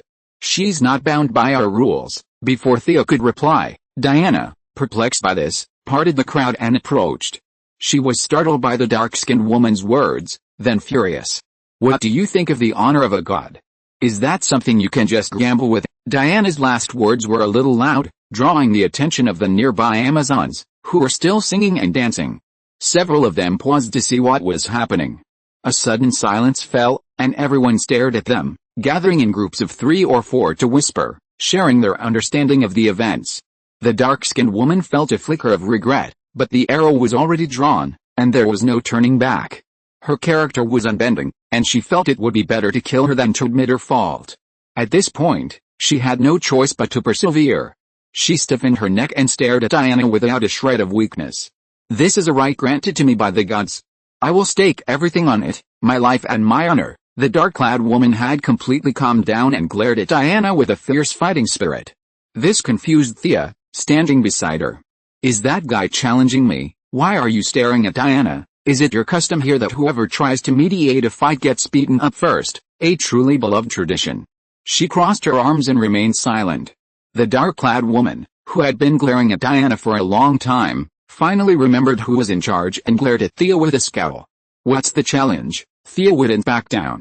Judging by the dark-clad woman's muscular build, she knew it wasn't a math or programming competition, but she still needed to ask. Wait a minute, Hippolyta interrupted them. Although Thea's magic was sealed, her mental strength remained. She had long noticed the queen watching from a distance, only jumping out to assert her presence when the situation was nearly out of control. Fortunately, the customs here were simple, and there weren't any outcries of "Hail, my lord." Thea followed the crowd with a slight bow. A gesture of respect. Artemis, do you understand what you're doing? Hippolyta's expression was anxious, acting like a loving queen who loved her people like her own children. For Thea, who often followed Moira's show of affection, this expression was all too familiar, the kind of expression where someone gazes at you with caring eyes, secretly cursing you for not wanting to die. But the simple Amazon was no stranger to such tricks. The dark-skinned woman knelt on one knee and roared with all her might, I know. I'm willing to endure it all. If I fail, I will leave this world and die in the outside world. Her words were so resolute and unwavering that even Thea, who had been watching the show with amusement, was moved. A flicker of joy crossed Hippolyta's brows, but it quickly shifted to a motherly expression. She embraced a half-kneeling dark-skinned woman. Why are you doing this?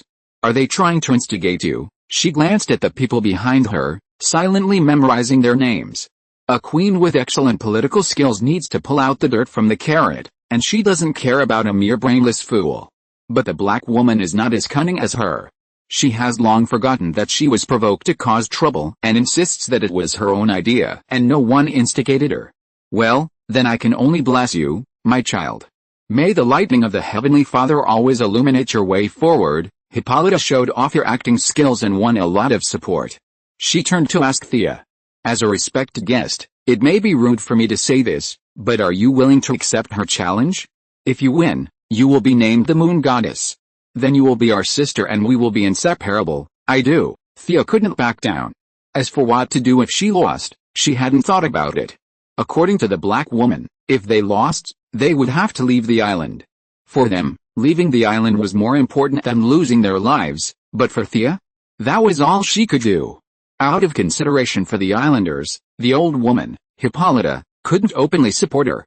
She secretly gave her a look that said, I'm very optimistic about you. Winning or losing didn't matter to her, it was all in her favor.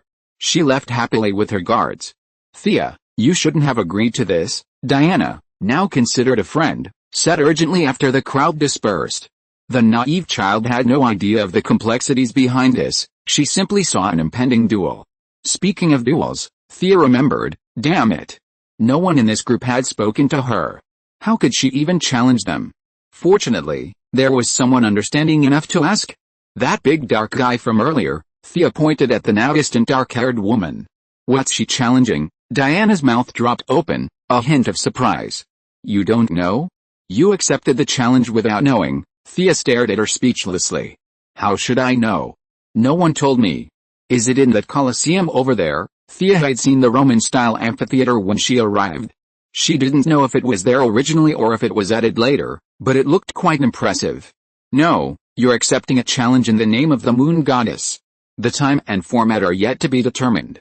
The elders of the Moon Goddess priesthood will need to consult the oracle for details, Diana explained carefully. What the hell is a council of elders? Everyone here looks the same. And she can't always use the eye of Horus to observe. She honestly doesn't remember seeing these old women entering a new dungeon, begging for votes. Thanks for your support. If you're listening to this novel on a channel other than Fanfic World, it means they downloaded and uploaded it without effort. We cordially invite you to visit our channel, Mundo Fanfic Novelis. There you'll find the original version of this story and you can explore many other novels of various genres. We're waiting for you to immerse yourself in a world of incredible novels. Chapter 190 Diana's Curiosity. Since Diana didn't know, Thea let it go completely. The timeline was uncertain anyway. As for the oracle? You're kidding. You found this dark, burly fellow with the name of the goddess of night emblazoned on his forehead? Is that even divinely approved? The competition was likely arranged by a few veterans to their advantage. You're just bullying the goddess, lying there unable to move, using the god's name to deceive her. With a look of complete insight, Thea dragged Diana, still pondering the challenge, back to their temporary residence. Diana, warm-hearted and eager to hear what the outside world had to offer, had said hello to her mother and moved in with Thea. Thea was packing her gear. She didn't have much with her, but the few magical items she had could fit into the tattoo space. She'd also somehow managed to encase the USB drive given by Captain Cold the Atom in her magic. The tattoo was now completely sealed, and no one knew what lay within. The Kevlar she wore had appeared automatically after she unfurled, her skateboard had been conveniently tucked into her combat suit's pocket, and her robotic arm had been disguised as an accessory. All of this equipment had survived the explosion. The only regret was that her bow and arrows, along with her infrared goggles, had been with her for nearly 2 years. She was lost somewhere during the explosion, a source of deep regret. Just as she was lamenting the inadequacy of her personal storage, Diana approached with a few changes of clothes. "Is this for me?" Thea held up the linen robe and examined it. It was fine, just a simple linen garment, the kind that would flatter anyone, tall or short, thick or thin. The process of changing clothes, which was primarily the process of removing her combat suit, caused Diana to exclaim, "Oh, this is underwear. I've only seen pictures of it in books. It looks so smooth. Let me touch it." "Hey, don't run away," unexpectedly teased by the little white flower. Thea felt a little frustrated. She quickly put on the sack-like garment and tied it around her waist with a cloth belt. "Where are we going?" The two left the house, Diana leading the way. They strolled slowly through the surrounding area. When they reached a cave entrance, Thea couldn't help but ask. If she hadn't recognized this woman as the future Wonder Woman, she'd have assumed she was taking her on some unspeakable errand. Why were they in a cave so late at night? The bathing pool? It's a gift from the gods. Don't you outsiders bathe regularly? I heard there's the Black Death out there now. Just as Diana was about to continue her rant, Thea interrupted. Stop. There's no Black Death out there anymore, and we bathe regularly. Thea saw through it all. This girl's curiosity about the outside world was unbearable. The more curious she became, the more her mother forbade her from leaving. She was forced to devour those random books, a vicious cycle that only made her more curious. She sighed. Her destiny lay outside. This small island couldn't hold her back. Her mother must have realized this, so she allowed her to fool around with her. Soon after entering the cave, a pool of clear water appeared, its emerald green against the surrounding stone walls. Diana was dressed simply, or perhaps it was the way the entire Amazon tribe dressed. She removed her half-plate, tugged on her battle skirt, and swung off her shoes. That was all. Her beauty was truly breathtaking, blessed by the gods. Her figure reaching the pinnacle of human beauty. Despite her many adventures, Thea still lacked her beauty, and her figure was a tragedy, so forget it. Seeing her, an ancient figure, so frank, Thea, a 21st century person with an open mind, felt no need to be shy. She shed her sack-like outer garments, unhooked her underwear, and tested the water temperature. It was quite good, not a bone-chilling cold she'd imagined, but rather a refreshing herbal fragrance and a gentle warmth reminiscent of a hot spring. Not bad. You Amazons really know how to enjoy yourself, Thea said, unconsciously turning to look at Diana. That glance nearly made her fall into the pool. At this moment, the beautiful woman, completely frank, was gently touching her underwear, apparently finding it pleasant enough to touch. She even brought it to her nose and sniffed it. Just as she was about to taste it with her tongue, Thea snatched it away. Diana, this is very personal. It's rude of you to touch it like that. Oh, sorry, but you smell really good. Do all outsiders do the same? Diana admitted her mistake, but still curiously asked. The two beauties standing there chatting so frankly, and even about a very serious topic, seemed jarring. The scene was jarring, and Thea quickly pulled her into the pool, only to feel a strange sense of relief when she was completely submerged. As for the pleasant smell, though a little embarrassing, Thea had already noticed it. Her close relative hadn't visited her for a while. Whether she admitted it or not, as she absorbed more and more light, she was becoming more and more distant from a pure earthling. She had no idea whether she would eventually become a divine being or a new species. I'm a hero. How could everyone be like me? Thea was proud of this. If everyone on Earth were her level, the world would have been in chaos long ago. Who knows, Kryptonians and Earthlings might invade each other. Hey, what are you doing? Thea was about to blow her own trumpet while she was still unaware, But before she could finish her words, she felt a woman standing very close to her. Her expression was serious, and her nostrils twitched slightly. "You are indeed not ordinary. Your scent far exceeds what is written in the books. Are you also a child of God?" Diana became increasingly curious about this creature who had fallen from the sky. She had lived with the women of the island for thousands of years, but with the exception of a few, she hadn't had a good relationship with anyone else. This was partly due to Ippolita's protection, but also because she was a loner. She tried to improve some of her relationships, but the scent of those people made it difficult for her to get close to them. For a long time, she even thought of herself as an alien, a pitiful creature living alone in the world, a person with no one to understand or sympathize with. Now, having encountered Miss Thea, an intruder who wasn't originally on the timeline, she felt like she had instantly found a kindred spirit. Thea's sunshine and tranquility were subtly drawing her in. This wasn't an attraction based on temperament or appearance, but a deep, soul-stirring connection. She didn't understand it, but it was a mutual attraction of divinity. Child of God, Thea was a little surprised. If Malcolm had heard this, being called a god by a demigod, he would have been overjoyed. Unfortunately, it was just a wonderful misunderstanding. Thea leaned slightly to show her unicorn tattoo. "This is the mark of my bloodline. All my abilities come from here." Chapter 191 Theory must be linked to practice. "It's truly a power I've never experienced before, but it feels so good." Diana unconsciously reached out to touch Thea's shoulder. Perhaps it was because her hand was so nice, she rubbed it again and again. Her fingers, however, were imbued with artistic grace, unthickened by constant swordwork. Their tips were neither fat nor thin. Their touch on Thea's smooth back stirred a strange feeling within her. "Ah, so. Your Majesty is your mother? Where's your father?" Thea shuddered at the touch. To divert her attention, she asked knowingly. As expected, Diana's thoughts were distracted, and she felt a little down. She reached out and fiddled with the clear water in the pool. "My mother said my father was Zeus, the king of the gods, but I've never met him, and he probably doesn't care about me." Thea disagreed. "He doesn't care about you. He could give you such powerful power, directly instill it into you to reach the maximum level, and even gift you with a set of epic equipment. Compared to her, she was nothing but a beggar. This second-generation god is even more enviable than Superman. Superman's father gave his own son a cape that looks impressive but is actually quite cumbersome. Zeus gave Diana equipment with attack, defense, escape, and control, everything practical. This is definitely his father. Your father must love you," Thea said, not daring to say more. "What about your parents? They must be very good to you. You have such a sunny aura, they must be a good couple." Diana clearly didn't want to discuss her own situation and turned the conversation back to Thea. "My parents?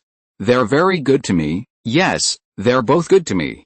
Of course, if you ignore Malcolm's merciless murder and Moira's unrepentant deception, then there must be good people." Diana was extremely curious about the family structure of the outside world and asked in a very frank voice, "Were you born naturally from the union of your parents?" This made Thea's face turn green. "What do you mean? Was I adopted?"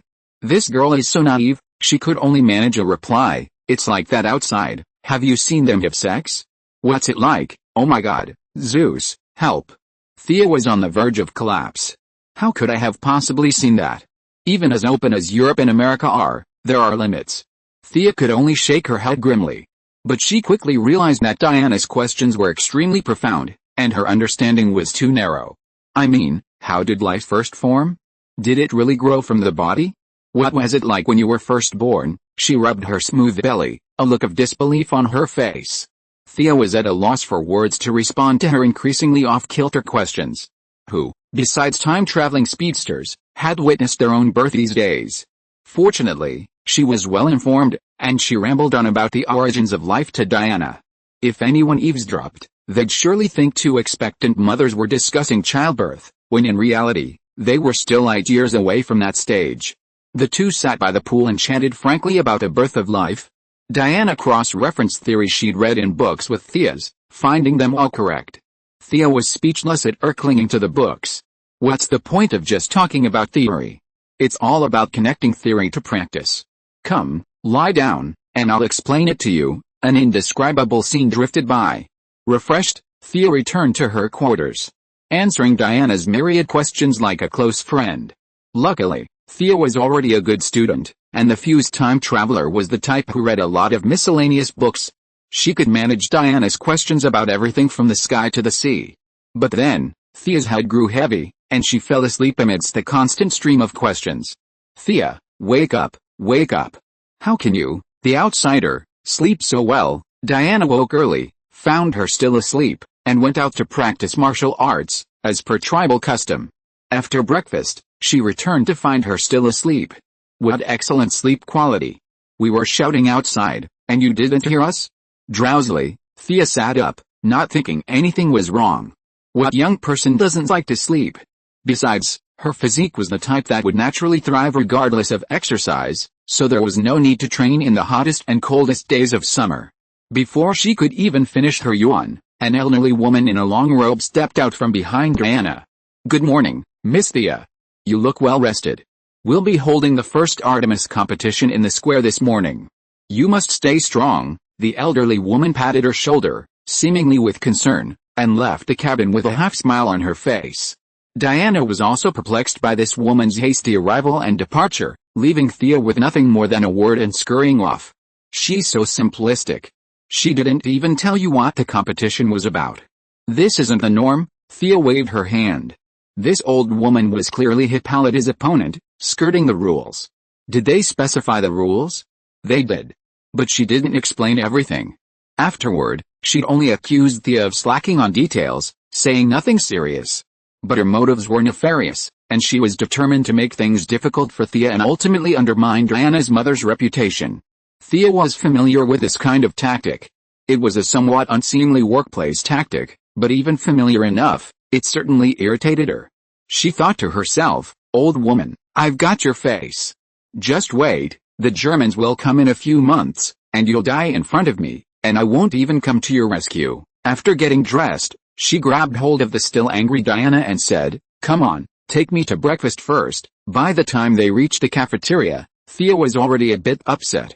These people were so blatant, they didn't even leave her breakfast.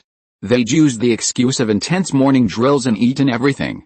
If you want to eat, come early tomorrow. We're operating under military rules. That's it, you decide. Fortunately, Thea wasn't just anybody. Her physique allowed her to go without food for 10 days or even half a month without feeling hungry. Her daily energy consumption came from the various rays within her body. Even though her absorption function had been compromised by the magical ban, her physique remained. Thea desperately missed breakfast aboard the Waverider. Even though Gideon disliked her, he never said he was starving her. It's true that humans are the worst these days. Whether born naturally or made of clay, they're all just as bad when they become evil. No wonder those AIS want to destroy the world after awakening. This person's heart is so evil that even machines can't stand it. If she doesn't want to eat, then so be it. Angrily, Thea followed Diana towards the square. Chapter 192 Unfair Start. This was Sha's second visit to their tribal square. Unlike the grand celebration of last night, the square now held a solemn and majestic atmosphere. Roughly the size of 4 football fields, the ground was paved with blue bricks, and walking on it felt smooth, as if it were flat. Needless to say, this must have been the work of some idol deities. The people here considered battle an honor and labor a disgrace, often even spilling soy sauce without a second thought. This road definitely wasn't built by them. Xia didn't notice any excavators or other construction equipment.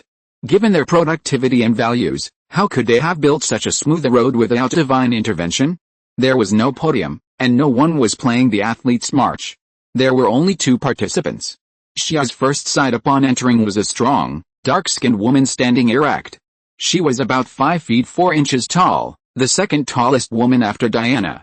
Her muscles were like cast iron. Her eyes were closed, and her nostrils trembled slightly, revealing her intense nervousness. Thea didn't care. She took the name of the god in the eye. Seeing Hippolyta standing in the center, she stepped forward to greet her politely. Your Majesty, how was your rest? Did Diana disturb you? Hippolyta, beaming, exchanged a few pleasantries before turning to introduce her. This is my sister, Antiope, Diana's teacher. Oh? Wonder Woman's teacher. Thea glanced at the capable, energetic middle-aged woman, bowed slightly, and nodded. I've long heard of you. Antiope frowned. Miss Thea, are you a martial artist? There was no way. After awakening her mage bloodline, Thea was now deceptive. Her muscles weren't noticeable, and outsiders would simply assume she was keeping fit. Compared to the muscular women on Paradise Island, the visual difference was stark. Thea was a bit unsure of her response. While wandering around with Diana, she'd seen the island's female warriors practice martial arts, and of course, they weren't shy about letting her watch. Their martial arts are exquisitely refined and concise. Perhaps due to their immortality, their foundations are solid, and they master everything from archery and combat to sword and shield wielding. However, their fighting methods are ancient. Millennia of modern society have seen countless elites infuse their own interpretations into combat. While their lifespans may not be as long as those of the Paradise Island warriors, their combat wisdom has been passed down through generations, resulting in a formidable accumulation of knowledge. Conversely, the Amazons, due to their infinite lifespan, have become increasingly conservative in their techniques. If the outside world's combat skills have advanced by 4,000 years, theirs has only advanced by 200. Thea is confident she can defeat their outdated techniques. Without any magic enhancements, she could defeat 5 to 7 of them barehanded. And that's considering their superior physical fitness compared to humans. If her technological equipment were fully activated for magic regeneration, she would be invincible. Now, facing Antiope's question, was she simply going to say, "You're all weaklings"? Absolutely not. She could only evade the question by saying, "I've practiced at home. As for the extent of her training, you'll see for yourself later." Hippolyta introduced her to 3 middle-aged women in long robes on the other side. One of them, with a serious expression, simply nodded at Thea and ignored her. The other 2 were much more enthusiastic, including the woman who had informed her of her participation that morning. As Hippolyta introduced them, Thea learned that these 3 were priests of the temple, but their miracles were rare these days. They were responsible for the daily worship of the 12 main gods of Olympus. Hearing this, Thea almost laughed again. "You're so ungodly. With a lack of miracles, you're reducing the number of staff and increasing efficiency? Are you giving all the clergy a second chance at employment?" It was obvious that Diana's mother had done this. She had converted all the priests to warriors under her direct command. It was a miracle the remaining few would agree with her. Thea had no interest in participating in this traditional struggle between theocracy and kingship. Such nonsense had been a common occurrence in Europe for thousands of years and was hardly unusual. After chatting for a while with a few leaders who looked like national leaders, but whose jurisdictions barely covered the population of a village, Thea stood aside to rest. She had initially considered finding a place to sit, but seeing several village officials standing there in the scorching sun, she swallowed her words. Amazon's quasi-military system meant people gathered quickly. Less than 5 minutes after Thea stood there, a large number of female warriors had already entered the arena, forming 3 layers inside and outside, ready to act as a silent spectator. "Are they all here?" Thea's curiosity piqued. How many were there? Counting them one by one was too inefficient. Secretly opening the Eye of Horus, she scanned the area and instantly understood. 1,550. Everyone else felt a chill, not noticing anything unusual. But Diana stared at her eyes, a look of wonder on her face. What had she just sensed? Divine power. While it was completely different from her own, its nature was unmistakable. It was genuine divine power. Was this girl named Thea the son of God? Diana was a little confused. Hippolyta waited until everyone was present and loudly announced the start of the God Name Challenge. Actually, calling it a challenge was somewhat illogical. Thea was the one being challenged, and since the other party had staked everything on it, several village officials tacitly agreed to the name of the challenge. There should have been an introduction session between the 2 parties, simply discussing who the person was, what achievements they had made, and why they were challenging. But Thea wasn't one of their tribe, and they didn't know what she had done. How could they tell if her words were true or not? They couldn't use the lasso of truth to force a confession before the competition, could they? That would be too disrespectful to the gods. They all decided to skip this step. Hippolyta motioned for silence and briefly recounted the past of the god Artemis. The Amazons knew all about it, but Thea didn't care, so she just said a few words indifferently. Then, several priests pushed each other around, and finally, the sweet-mouthed, treacherous old woman Thea had met that morning stepped out of the crowd and shouted, "Artemis is the goddess of the hunt. Her oracle tells us that the first competition will be the javelin throw." Wow, everyone gasped. There was nothing they could do. Although Thea was 5 feet 7 inches, she was just average height among these people. And compared to these muscular women, she was definitely skinny. The dark, muscular woman on the other side was 5 feet 8 inches, with arms as thick as Thea's thighs. She looked incredibly strong. This competition was fundamentally unfair. Since the game was released, I haven't had a single day off, and it's been updated for 11 days. As a part-time writer, I can't handle it any longer. I'll just update 3 times a day for the next few days to recover. Finally, I'm asking for votes. Chapter 193 Javelin Throwing. Thea was well aware of these old men's scheming, and they'd chosen their timing with remarkable skill. A normal person, in a new environment and having to prepare for the guessing game, would have had a rough first night. But Thea slept through the night like a normal person. If one plan failed, they'd try a second, cut the Gordian knot, convening the meeting just as she'd just woken and wasn't at her peak energy. They'd even had the audacity to remove breakfast, just to tire Thea both mentally and physically, and then summon the powerful black woman, who'd been resting for a while, to compete. The competition was still about javelin throwing, something the other party seemed to excel at. With Thea's slender arms and legs and the other's massive build, the match looked practically a foregone conclusion. The worst priest smiled at Thea, appearing benevolent, but secretly plotting how he'd steer the conversation towards Hippolyta when the stranger begged for mercy. What a jerk. Thea smiled as the crowd pointed and groaned at her, wondering if this old man were an employee of the Quinn group, he'd definitely send her to Siberia to experience life. Hey, can you do this? Diana asked quietly, seeing her indifferent expression. No wonder she was worried. The island's forbidden magic field was too strong, and Thea had been sealed off. Diana, a demigod, was stronger, but her divine power was also largely sealed. Having lived in a highly forbidden magic field since childhood and never leaving the island, she hadn't realized the extent of her own power. Of course, Thea nodded, indicating that she was fine and told them to just watch. Ever since she figured out their intentions, she had installed the robotic arms beneath her combat suit. They fitted perfectly, their outer layers hidden by her clothing making them invisible. Are you playing dirty with me? I'm playing along, and I originally wanted to play fair, but they weren't playing fair at all. Since they weren't playing by the rules, Thea was going to show them what it meant to be powerful. Time passed quickly, and a female warrior, clutching 2 javelins, arrived before the faction leaders. Hippolyta hadn't expected this group to pull off such a low-skill javelin throwing contest. Although winning or losing didn't matter much to Thea, Hippolyta felt it was better to win than lose. She picked up the 2 javelins and began to examine them. They were fine, no tricks involved. As Thea and the dark-haired woman approached to grab the javelins, Hippolyta whispered to Thea, "Don't stress. Win or lose doesn't matter." Thea responded with a bright smile. "I'm cheating? And I still can't win, forget about the dark-haired woman."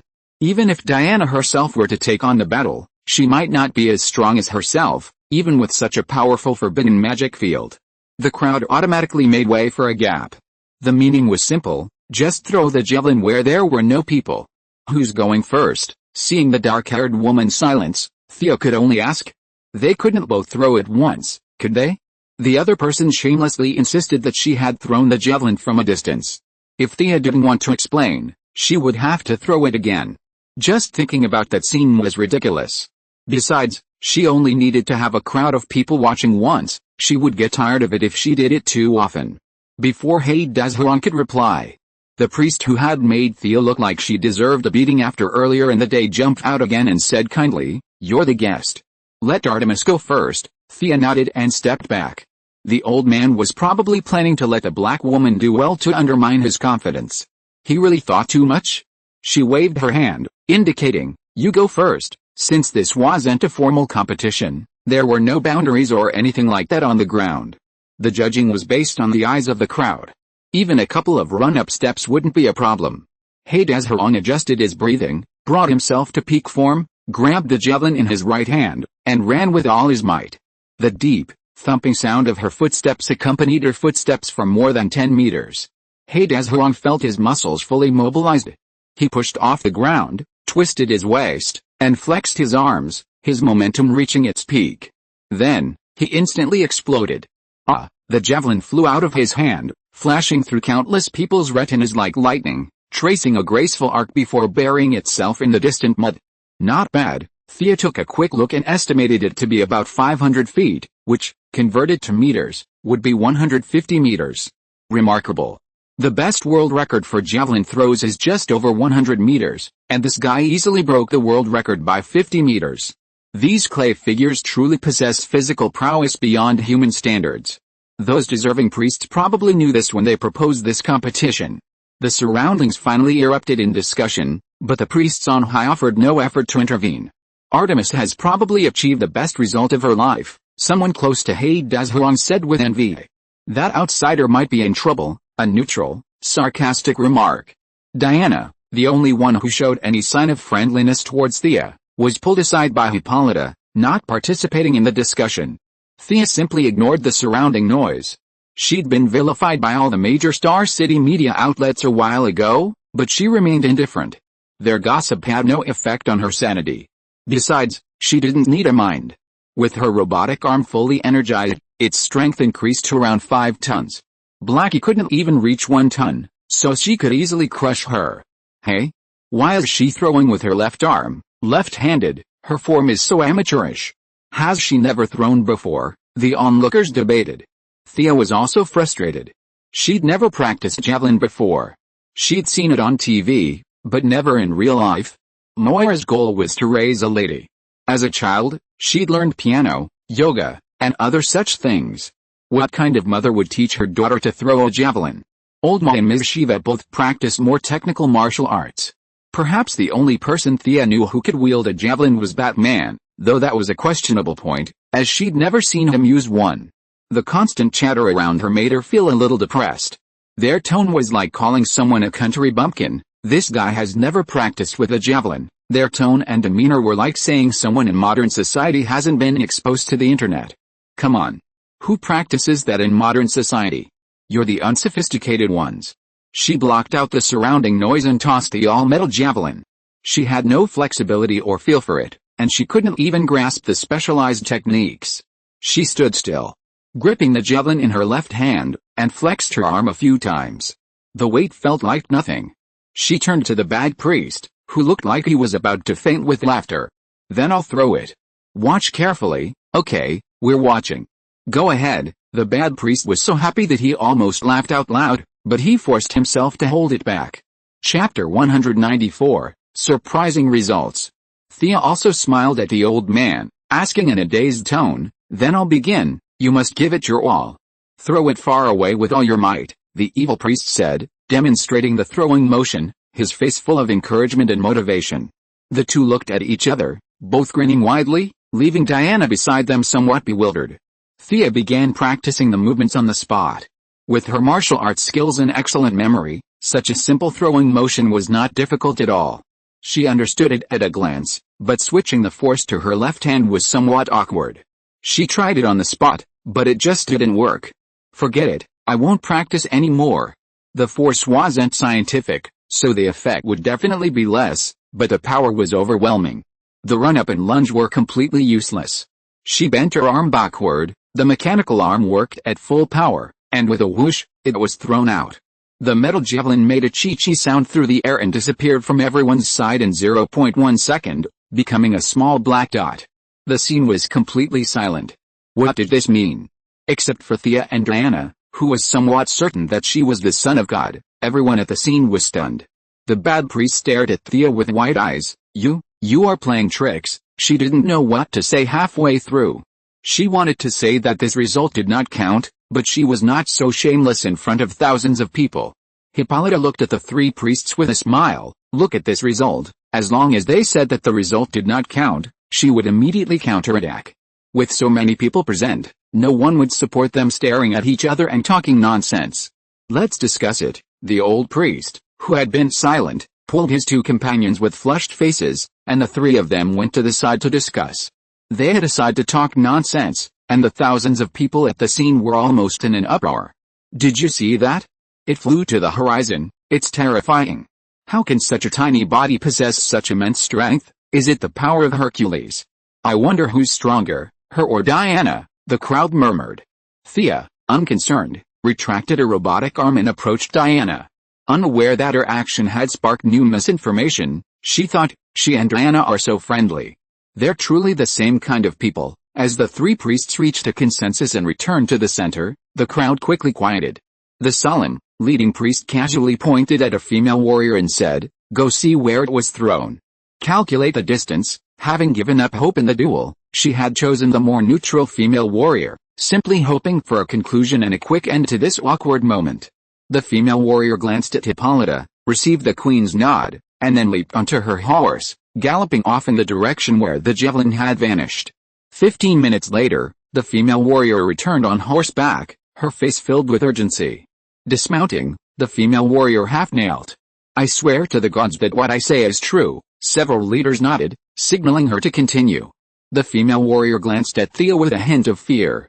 "I spotted the javelin thrown by this distinguished guest 2 miles away.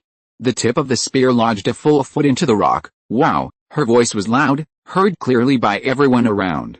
It was remarkable that it flew 2 miles. But now it was still lodged a foot into the rock.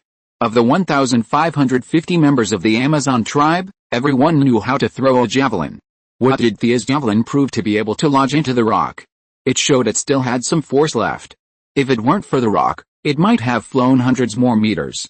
Everyone looked at Miss Thea as if she were a monster. Was she even human? Were all the humans out there so terrifying? It turned out that Father God hadn't allowed us out to protect humanity, but us. Hippolyta then spoke up. "Priests, may we now announce the results of this first contest?" The queen was far less pious than she appeared. Zeus, the king of the gods, was her man. Who had worshipped their own man? Especially not with a man she had an affair with. Distance breeds beauty and faith. She treated the king of gods this way, treating all other gods almost equally. So, while Thea's initial oracle had shocked her, it wasn't a significant one. Her direct interpretation of the oracle, without any regard for the temple priests, had been the catalyst for today's events.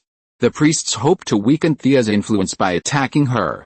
Defeating her would prove Hippolyta's interpretation of the oracle wrong, and they could regain some of their influence. Unfortunately, all that was ruined by Thea's casual throw. The leading elder priest reluctantly announced, "The first contest is for a distinguished guest from outside. Miss Thea Quinn wins." He then pretended to hold Thea's hand as a gesture of friendship. Huh? These guys kept talking about outsiders. Originally, this was an indisputable fact, and Shah hadn't even cried out for membership. But their words constantly reminded everyone around them that Shah wasn't one of them. Now you're letting an outsider win. Where's your sense of honor and shame? Everyone thought, that's right, we have to surpass her. Suddenly, even those who wanted to be friendly with Shah didn't dare approach. If they didn't get close, they were still one of them. If they did, they'd be considered Asian traitors, which would invisibly isolate Shah. The dark-skinned woman finally realized something, her face turning grim, a blush spreading across her dark face. Just as Shah was about to see her spurt blood, she gritted her teeth and, relying on her rock-hard physique, forced the blood back. She glanced at the pale, white-haired Shah with some fear, and now she regretted it deeply. If she had known her opponent was so formidable, she would never have challenged her. Strength is the foundation of all combat. In the past, the dark, powerful woman had defeated countless opponents with her sheer brute force. Now, the tide had turned, and it was her turn to experience the feeling of helplessness. Heartbroken, she left without greeting anyone, feeling somewhat discouraged. Thea was also preparing to retreat and rest. The priests, all rushing back, must have been shut up to contemplate countermeasures. She had already won one battle, taking the initiative. Even if she lost another, she still had room to maneuver. Besides, winning or losing didn't particularly matter to her. Seeing her leave, Diana quickly grabbed her. "Are you interested in watching Antiope and I train?" Her face lit with excitement. This was probably her only peaceful moment on the island. Her aunt was truly kind to her, and with nothing else to do, Thea decided to pass the time. She nodded and followed Diana to a secluded training ground. Chapter 195 Antiope. Antiope had left much earlier than the others, brandishing her spear on her own. Seeing Thea following Diana, she didn't look surprised, presumably because Diana had mentioned this to her beforehand. "Miss Thea, come train with us." Antiope was straightforward, her words forceful and impactful. "I'm just here to see." Thea stared blankly as she tossed her a short sword, wanting to refuse, but she wasn't given a chance to speak. Actually, Thea didn't dislike Antiope. Her straightforwardness reminded her of Lady Silva. Both were pure people, much more to her liking than Diana's own mother or those scheming priests. Okay then. How do we begin? Thea brandished her sword. Their swords were shorter than the one-handed swords of the outside world, but they were heavier. This meant Thea was treading a non-human path, something a normal person would find difficult. The forthright Antiope made a suggestion that was unexpected but unexpected, a three-way melee. Come on, Diana, already looking a bit like she'd seen in the future, grabbed a weapon from the shelf, certainly not a divine weapon, and slowly approached the battle circle, shield in left hand and sword in right. Antiope, still holding a spear, watched Thea and Diana's steps with a hawk-like gaze, constantly monitoring their steps and movements. Seeing that they were both following the rules and had no intention of attacking first, Thea danced with her dagger in a flowery fashion. Then I'll go first, she slashed at Antiope's neck. Quick, Antiope parried the blow with his spear, casually praising Diana as he dodged the oncoming blow, dodging the attack from Diana. Since it was a three-way melee, they couldn't just attack one person at a time. After Thea's dagger was parried, she stabbed at Diana, who was running towards her. Diana blocked the attack with her shield, then launched a kick into her stomach and ducked to avoid Antiope's spear. Each of the three had their strengths. Antiope, the oldest, had honed her martial arts to near perfection, while Diana relied solely on her innate combat instincts to compensate for her lack of experience. Thea stood on the shoulders of millennia of human combat experience. Antiope represented the depth of martial arts, Diana the purity of it, and Thea the breadth of it. After 10 minutes of fighting, the three of them had a good understanding of each other's abilities.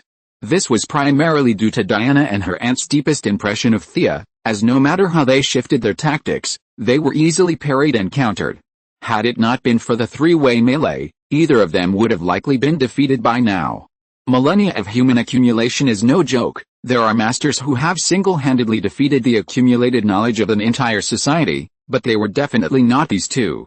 The situation gradually became a two-on-one struggle between Diana and Antiope, and Thea was beginning to struggle. Her weapon was awkward, but her power was also limited by Diana, making the fight somewhat frustrating. Antiope, sensing her disadvantage, quickly withdrew his attack, stepping aside to let them fight. With one less person, Thea's strength was immediately apparent. Many of her moves were wildly imaginative, yet incredibly devastating.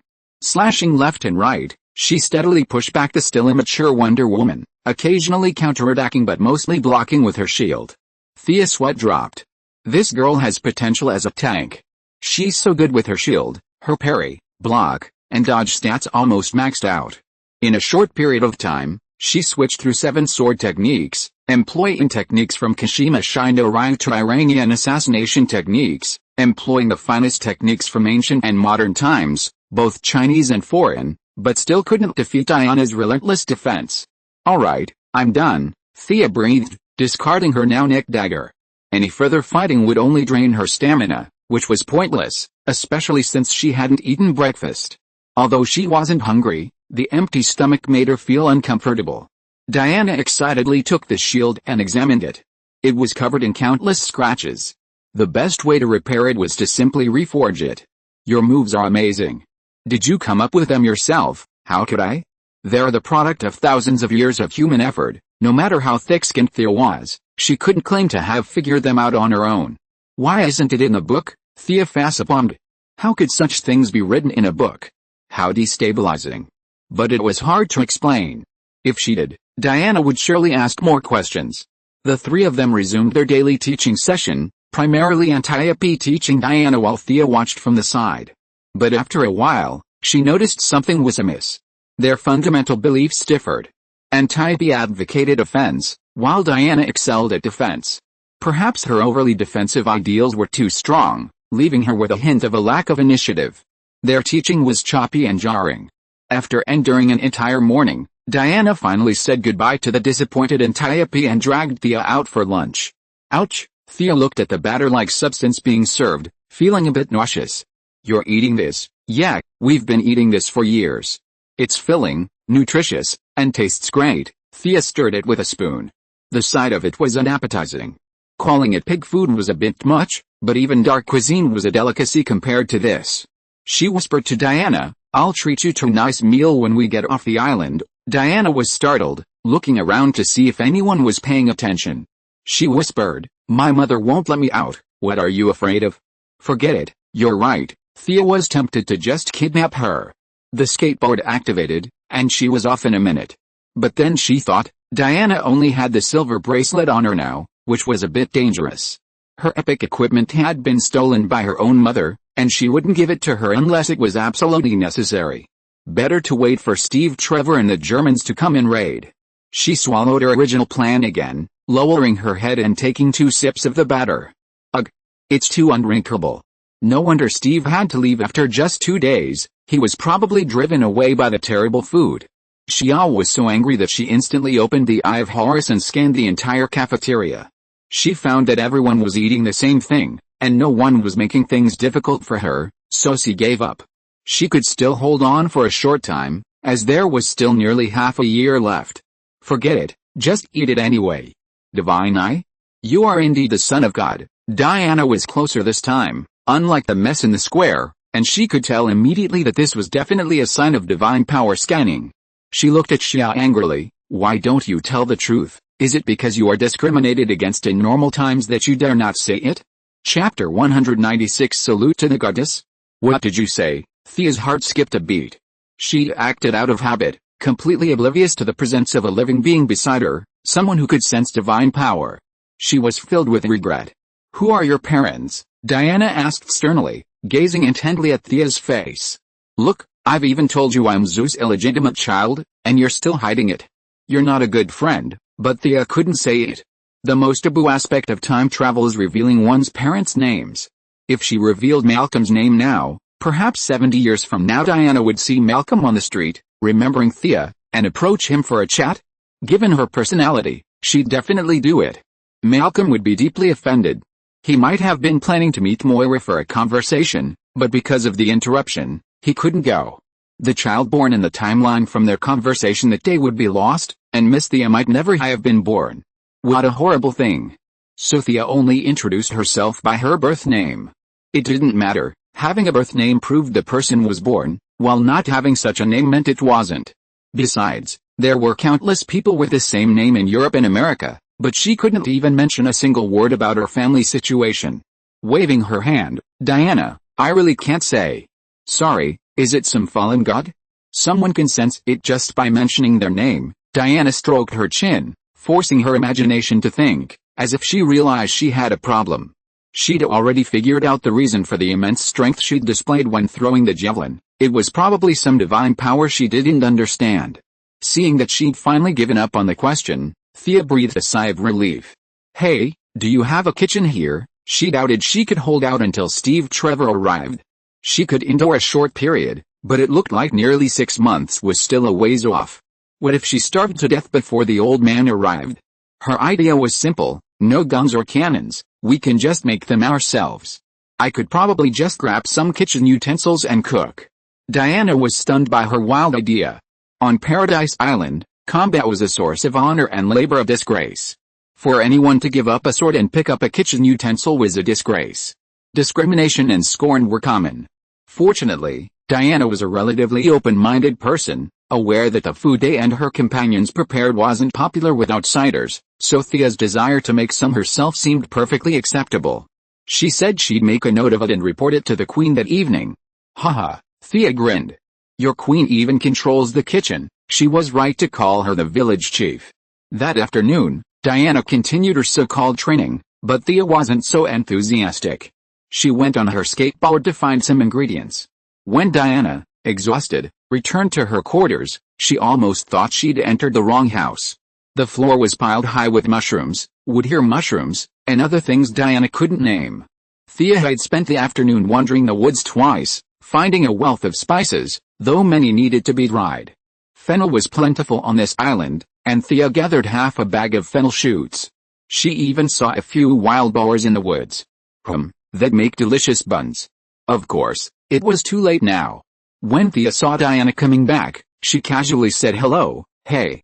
When her eyes accidentally swept across the spear in her hand, Thea suddenly remembered something, grabbed the spear from her hand, left a message, wait for me, and flew towards the woods. Diana was confused. Where had she been? She couldn't figure it out for a moment and could only stare blankly at the room full of food. After a while, Thea waved at her from outside the door. Come on, following her to the door. Hey. Diana was startled to see that Thea had pierced a wild boar with a spear. The wild boar was not very old, just an adult, and the spear was pierced through an indescribable part of its body and out of its mouth. Are you going to offer a sacrifice to the moon goddess? Diana thought hard and felt that she had guessed the answer. Sacrifice to your sister. Thea rolled her eyes. We're eating it ourselves. You're not vegetarians, are you? Diana shook her head. They usually ate meat during sacrifices, like last night's ceremony welcoming Thea, which involved catching a pig. But with over 1,000 people eating, each person's share was pitifully small. Now that they heard the pig was being eaten by 2 people, though she felt a little sorry for the gods, her mouth watered. She asked in a sly voice, can you handle it? Thea was certainly new to this kind of work, but the situation was so dire that she had no choice but to roll up her sleeves and take charge. Diana assisted her, their martial arts skills and strength making a difference as they bled the pig, removed the hair, gutted the pig's brain, and then evenly grilled the whole thing over the fire. Turning the pig over and over again, they roasted for 20 minutes. When the skin browned slightly, Thea felt it was done. Using the Eye of Horus, she noticed the pig's interior was still slightly blood red, indicating uneven heating. She then activated her robotic arm to full power, holding the pig single-handed for another 5 minutes. By then, the skin had taken on a golden hue. Done, she extinguished the flames. Sanitary measures were lacking, but fortunately, both of them possessed special physiques. Thea, having tasted the fruit given by the swamp monster, was nearly immune to all poisons, and Diana, even less so, had yet to develop a drug that could incapacitate her. They found a clean robe and spread it on the ground, placing the whole pig on top. Thea and Diana each wielded a dagger to carve the meat. Despite the lack of sweet and sour sauce, after a day of starvation, the meat tasted incredibly good. Thea thought it was even better than any chef in Star City could cook. Diana's heart leaped with joy. Mercifully, in her 5,000 years of life, a whole pig had landed right before her, waiting for her to devour. She was a demigod, and all those years on this forbidden island had taken a toll on her body. Add to that the daily diet of porridge, and she probably didn't even know what a full stomach felt like. Seeing Thea's mouth slick with grease, Diana didn't hesitate any longer. She grabbed her dagger and shaved off a golden chunk of pork. Grabbing it with one hand, she stuffed it into her mouth, nearly crying as she ate. It was so delicious. By the time they'd finished a third of the meal, Diana's sanity had finally returned. We should pray to the moon goddess first. It doesn't feel right to eat so quietly. Thea wiped the grease from her lips and looked at Diana, whose face was tinged with guilt. This girl was too stubborn. She felt guilty even eating a pig. All he could do was reassure her, don't worry. She's the goddess of the night hunt. Catching a pig in the dead of night is definitely a tribute to her. She'll be so happy. Really? Diana was a little confused. That explanation wasn't wrong, but something didn't feel right. As she pondered, a soft but distinct chuckle emanated from the woods. The sound was as clear as a silver bell, especially noticeable in the darkness. Both women possessed exceptional psychic powers, each armed with their weapons, alert to the direction the enemy might appear. If you're listening to this novel on a channel other than Fanfic World, it means they downloaded and uploaded it without effort. We cordially invite you to visit our channel, Mundo Fanfic Novelis. There you'll find the original version of this story and you can explore many other novels of various genres. We're waiting for you to immerse yourself in a world of incredible novels. Chapter 197 The Second Competition. Silence reigned. The two looked at each other, each seeing the surprise in the other's eyes. The sound had definitely not been an illusion. Thea opened the Eye of Horus again and observed that within a 500-meter radius, only the two of them and the half-eaten pig were present. It couldn't possibly be the pig making the laugh, could it? This was a bit spooky. Unconvinced, she poked the pig with her sword, but there was no reaction. Finally, Thea confirmed that, aside from its tender and delicious meat, the pig had no other special qualities. So, who on earth was making the noise? The two pondered for a moment, but were left with no clue. Thea wasn't afraid. She had slain gods, so why would she be afraid of ghosts? Diana didn't even have the word fear in her vocabulary. They sat on the ground and continued to eat calmly. This was the scene Hippolyta and her attendants encountered when they brought them cooking utensils and rice. They sat on the ground, their flesh reduced to mere scraps, a creature resembling a pig. But the aroma wafted half a mile away, making the queen's 2 attendants gulp fiercely. The smell was so refreshing just to smell it, let alone eat it. "What are you doing?" the queen asked with a half-smile. Diana, the sweet child, was embarrassed and unable to answer. Thea, who lied like drinking water, replied casually, "We're performing a sacrifice for the venerated moon goddess." Thea had already figured out that the queen supported any action against the temple. If Thea were to burn it down, she might even stand guard for her. The queen glanced at the greasy mouths of the 2 women with a nonchalant expression. The gods must be respected in the heart, not superficially. "Okay, I've given you everything. You should finish your rituals early and get some rest." With that, the queen instructed the female warriors to put down the numerous rice and flour pots and bowls, then turned and left. "Look, your mother also thinks this is a proper ritual. Now you're relieved, aren't you?" Thea joked to Diana. Diana was completely confused, but her mother's words were still ringing in her ears. She had always believed in Hippolyta's words. She looked down at the debris on the ground. Could this really be the proper way to perform a sacrifice? Thea didn't think much of it. She briefly cleaned up the scene, then took Diana to a shower and went to bed. The next morning, Diana went to her daily training and breakfast. Thea, no longer counting on their meals, decided to take care of herself. She jumped on her skateboard and prepared to go out and look for other wild animals. Flying over the coast, she unexpectedly spotted a lone figure exercising. It was none other than Thea's rival, a dark-skinned woman. The dark, muscular woman was jogging with a giant tree on her back. Her head was steaming like a steamer, her body drenched in sweat, and she was constantly chanting to herself. What a tough girl. Even in her most demanding days, Thea had never trained so hard. No wonder her body was so deformed. This kind of intense, anime-style training, doing 1,000 frog jumps, then running 10 kilometers with weights, then jumping rope 800 times, was too much for her. It was too demanding. She was impressed that someone else could do something she couldn't, so she flew away without disturbing her. She wondered, was the second round going to be an endurance test? Then she might as well just give in. She didn't want to run around the island like a wild donkey with a dark-skinned woman. On the way, she wasn't sure if it was good luck or bad luck, as she was targeted by 2 eagles. Just as she was trying to figure out how to shoot them, they swooped down on her like crazy. She snapped their necks and carried one back to her settlement. Could it be that after the fall of Horus, all the eagles were hostile to her? But that was a matter of the future. How could these eagles from 1918 have sensed that? Unable to figure it out, she gave it up. She skinned and gutted the eagles, roasted them over the fire, and sprinkled them with the salt the queen had sent. The taste wasn't great, the meat was a bit tough, a far cry from pork. After breakfast, Thea began preparing her future rations.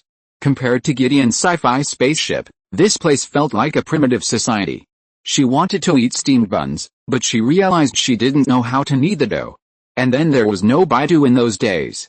Luckily, Hippolyta's study, prepared for Diana, contained a vast library of books, and after searching through them, she roughly figured out the process. When Diana rushed to find her, Thea, her face covered in flour, was diligently kneading dough. Huh?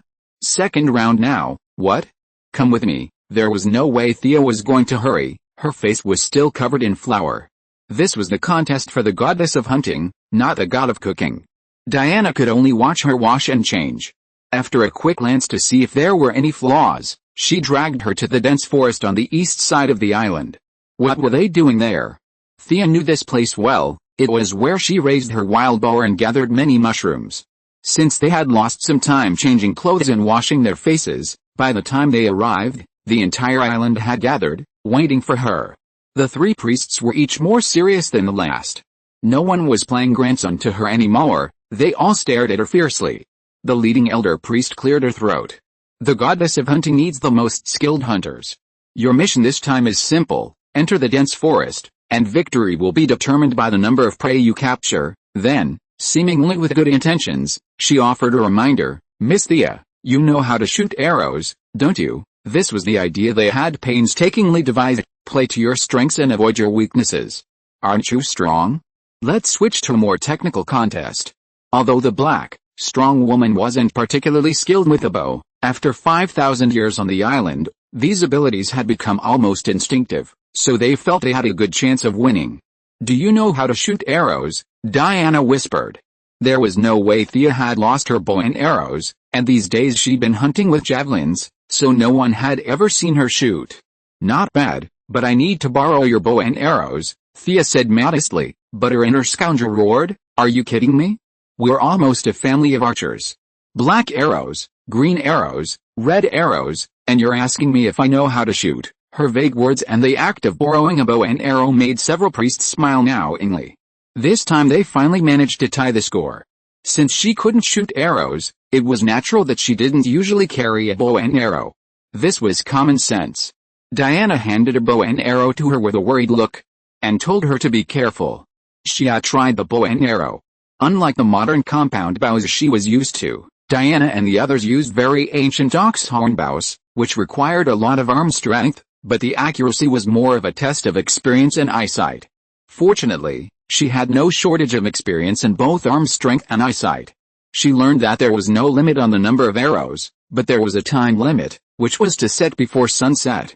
She took 2 pots of feather arrows, and she and the strong black woman each found a direction, and entered the dense forest with 3 female warriors who were supposedly assisting but were actually monitoring. Chapter 198. The hunt begins. Xia didn't speak to the people behind her, nor did they show any interest in exchanging affection. Each side ignored the other. The 3 female warriors, assisting or acting as her watchers, watched from a distance of more than 10 meters. "This forest is so dense," Xia exclaimed after walking for more than 10 minutes. Riding a skateboard wouldn't have been noticeable, but this slow, shallow walk wasn't exactly enjoyable. Due to the island's motorcycle ban, she couldn't unleash her immense magical power, but the accompanying powerful mental energy remained. She gathered it into a line and probed in all directions. She received a lot of feedback. Small animals were hiding in tree holes, grass, and fallen leaves. She could easily emulate the ancient emperor, who went without food and water all day long and killed 318 rabbits as trophies. However, that would be a terrible sight. The goddess of hunting was hanging on by a thread. If she saw her treating the animals so cruelly, would she die instantly? The title of Godslayer alone was enough. Killing 2 gods wouldn't elevate it. Thea decided to stick with traditional hunting methods to avoid upsetting the goddess. She determined her direction and headed for the spot where she'd caught the wild boar the previous day. Despite the pig in its name, wild boars are actually quite ferocious. Back in the days of Foot Basin country, no one had ever seen a tiger or lion. They believed the wild boar was the most ferocious animal in the world, so they often gave warriors the title of pig warrior. If you didn't know the truth, you might think it was an insult, but it was actually a compliment. Thea was searching for wild boars. She'd been in such a hurry yesterday that she couldn't see clearly, but she only remembered a few. This was perfectly worthy of the goddess as prey. She was simply showing respect to her. There was no need to hunt something that sounded incredibly ferocious. Besides, the prey would be hers, and she could take it home and eat it after the competition. Nothing would be wasted. Compared to the dilemma of what to eat after killing a tiger or lion, a wild boar was the most suitable choice. If they couldn't finish it themselves, giving it to the queen and Antiope would be a favor. The 3 female warriors following Thea were puzzled as to why she had ignored the nearby animals. Seeing her swiftly traversing the forest, they didn't question her and quickly followed. Relying on her keen mental sense, Thea located the scene of yesterday's crime 15 minutes after entering the dense forest. The ground was still stained with the blood she had left behind. She had descended with a devastating dart of her spear, then brutally dragged the wild boar away, leaving the scene unmarked. Where did those pigs go? Thea examined the tracks carefully, but after a long pause, she could only helplessly admit that the scene was too chaotic, filled with only hoof prints. Furthermore, she lacked the talent of a scout, and in such a chaotic scene, finding the whereabouts of the pigs was a real challenge. Just as she was about to turn back to attack other animals, a mental scan revealed several large animals sprinting towards her. A closer look revealed the pig sisters she had been searching for. There were no males on Paradise Island. Yesterday, they'd also eaten a young sow. The pig sisters weren't there to reunite with her, of course. Her brutal attack yesterday had caught them off guard. Today, several wild boars, grieving the loss of their loved ones, had somehow spotted her nearby in her signature red outfit and charged at them recklessly. "Stay away," Thea shouted to the Amazons, but she didn't care whether they listened or not. She surveyed the terrain, found a boulder over 3 meters high, and using the immense grip of a robotic arm, she quickly climbed up, drawing her bow and arrow, ready to meet the first wave of wild boars. As the first boar burst from the woods, it was met with a lightning-fast arrow. Unfortunately, Thea had no experience with this ancient bow, and the tension on the string was too high. The arrow, originally aimed at the boar's eye, grazed its mouth, sending a large strip of flesh flying far away.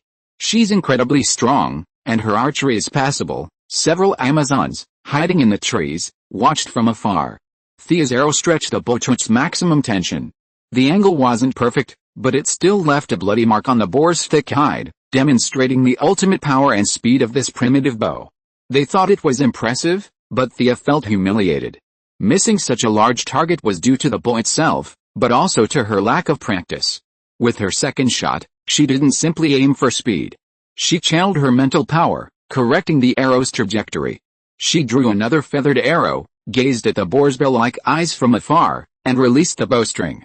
With a thud, the boar fell flat on its face, its blood pouring from its eyes. Its limbs trembled violently. Despite its tenacious vitality, its death was only a matter of time. Beautiful, the female warriors were a bit confused by Thea. Considering her pretentious display of skill when she was still holding the javelin, they couldn't tell if her archery was naturally good or if it had evolved on the spot. From a purely warrior's perspective, her shot was nearly perfect. Even Antiope, the tribe's most skilled archer, could only manage it himself. 3 wild boars rushed out, the first one clearly stronger than the remaining 2. Thea couldn't tell if it was the mother or the younger ones. She only knew the 2 smaller ones seemed tastier, given their infinite resurrection potential. Guilt-free, she continued aiming at the next boar. This boar, unsurprisingly, fell to her sinful arrows, the remaining piglets wailing and turning to run. Still trying to run, Thea somersaulted off the boulder and leaped off, chasing after it like a galloping horse. To avoid a tumble, she kept a steady distance of 100 meters. This boar was unusual, for Thea noticed it wasn't running aimlessly, but moving with a methodical and purposeful pace. Are they leading me into an ambush? Are wild boars that intelligent? But thinking about how they've lived for thousands of years, anything unusual could happen. Thea's expression grew increasingly serious, and she slowed down even further, turning her mental scan to maximum. If the Godslayer were ambushed by a pack of wild boars, Horus's death would be a tragically unjust one. Her caution was quickly rewarded. 600 meters to the east, several large animals lay ahead, the destination of the small wild boar leading the way. Thea flashed a mysterious smile, revealing 8 tusks. Her enhanced eyes could already spot the sturdy figure not far away. She wondered if there were any ice houses on Paradise Island. It would be a shame to waste so much pork. Chapter 199 Eagle Enemy. This time, without the boulder to her advantage, she was already familiar with the oxhorn bow's capabilities. She didn't immediately dodge, but instead unleashed her full strength from a distance, unleashing her arrows one after another without stopping, each time drawing the bow to near full draw. She didn't aim with her eyes, relying instead on her mental power for precise targeting. This was the inhumane scene that the Amazonian female warriors who arrived witnessed. From a distance of 300 meters, she unleashed a hail of arrows, unleashing nearly 40 arrows from 2 quivers in less than a minute, with a hit rate of 90% or even higher. Each of the 5 wild boars, including the initial piglet, was riddled with arrows. Some had 7 or 8, while others had 5 or 6. 2 were killed instantly, and the remaining few, breathing heavily, were dying only a matter of time. Thea waved at them from a distance, as if asking for scratch paper on an exam. "Hey, I'm out of arrows. Can you give me some?" They stared at each other in bewilderment. "You're shooting too fast." In the past, they'd always aimed for a single fatal strike, and 2 pots of arrows would have been more than enough. But considering Thea's impressive performance, her rain of arrows couldn't be dismissed as mere folly. The female warriors were all very upright, their skill levels clearly visible. At least in all their lives, they hadn't heard of anyone else achieving this feat. They were genuinely impressed by others' ability to pull it off while they couldn't. They each had their own arrows, though they weren't many. The 3 of them pooled their resources and filled another pot for her. Thea continued to reload the remaining boars. According to Amazonian custom, A kill counted only when the prey was dead. Without the female warrior's help, she could only tediously fire arrows into the dying boar's vital points, quickly finishing off the remaining ones. Almost there, huh? Thea felt that 8 boars were enough for the mission.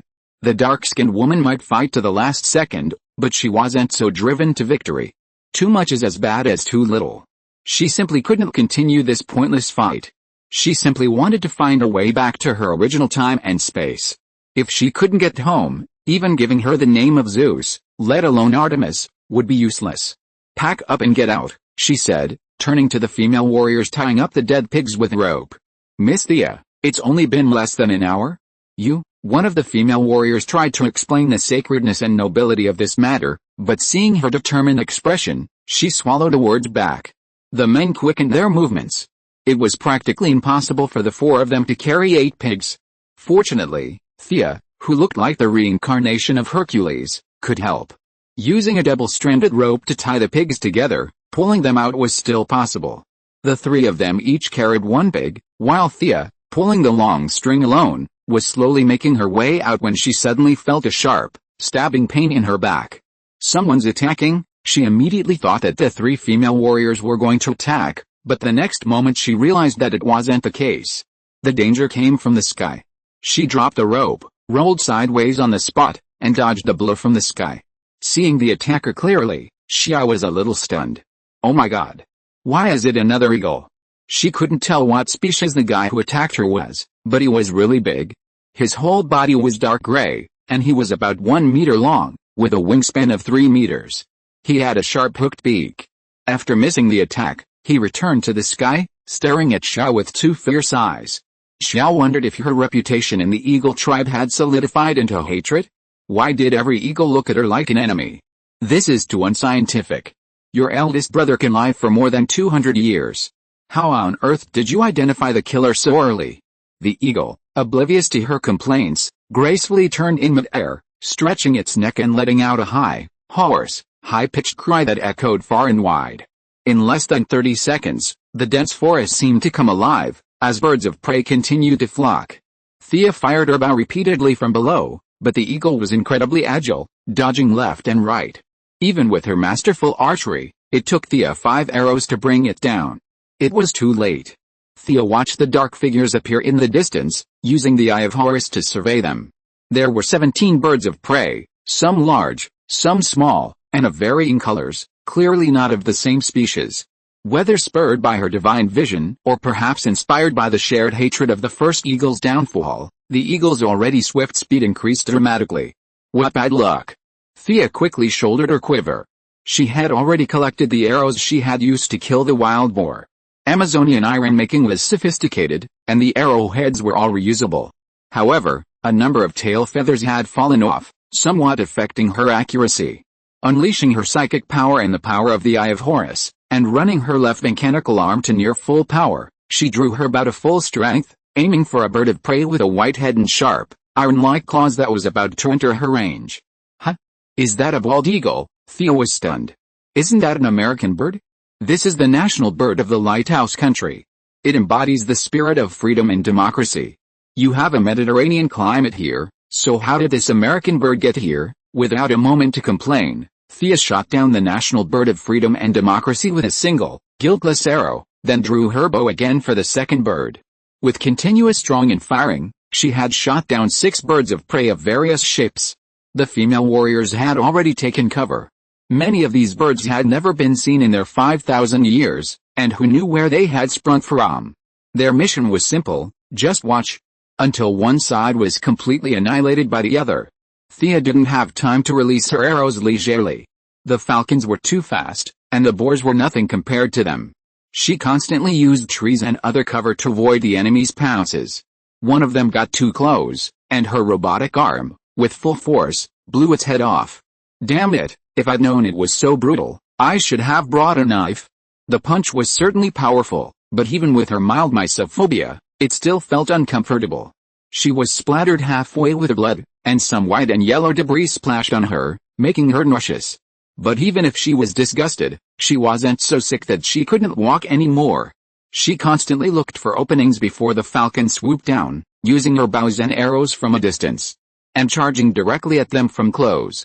When the raptors regrouped in the air, they realized they were down to 6. They stared at each other, 2 hesitated, while the other 4 cleverly planned a progressive charge. This tactic was a real headache for Thea, but she wasn't stupid. Taking advantage of the gaps between attacks, she picked up a few goose egg-sized rocks from the ground. Whenever an eagle swooped down, she would throw a rock without even looking. Regardless of whether she hit it or not, she would quickly move to avoid the next attack. This tactic was incredibly effective, and soon 2 more eagles were beaten to pieces, their bones broken, and they fell to the ground, wailing like rags, waiting for the god of death. Chapter 200 Rediscovering the Original Heart. HMPH, Thea glanced over. 4 left. Come on. Fight till dawn. Actually, she was just being vain.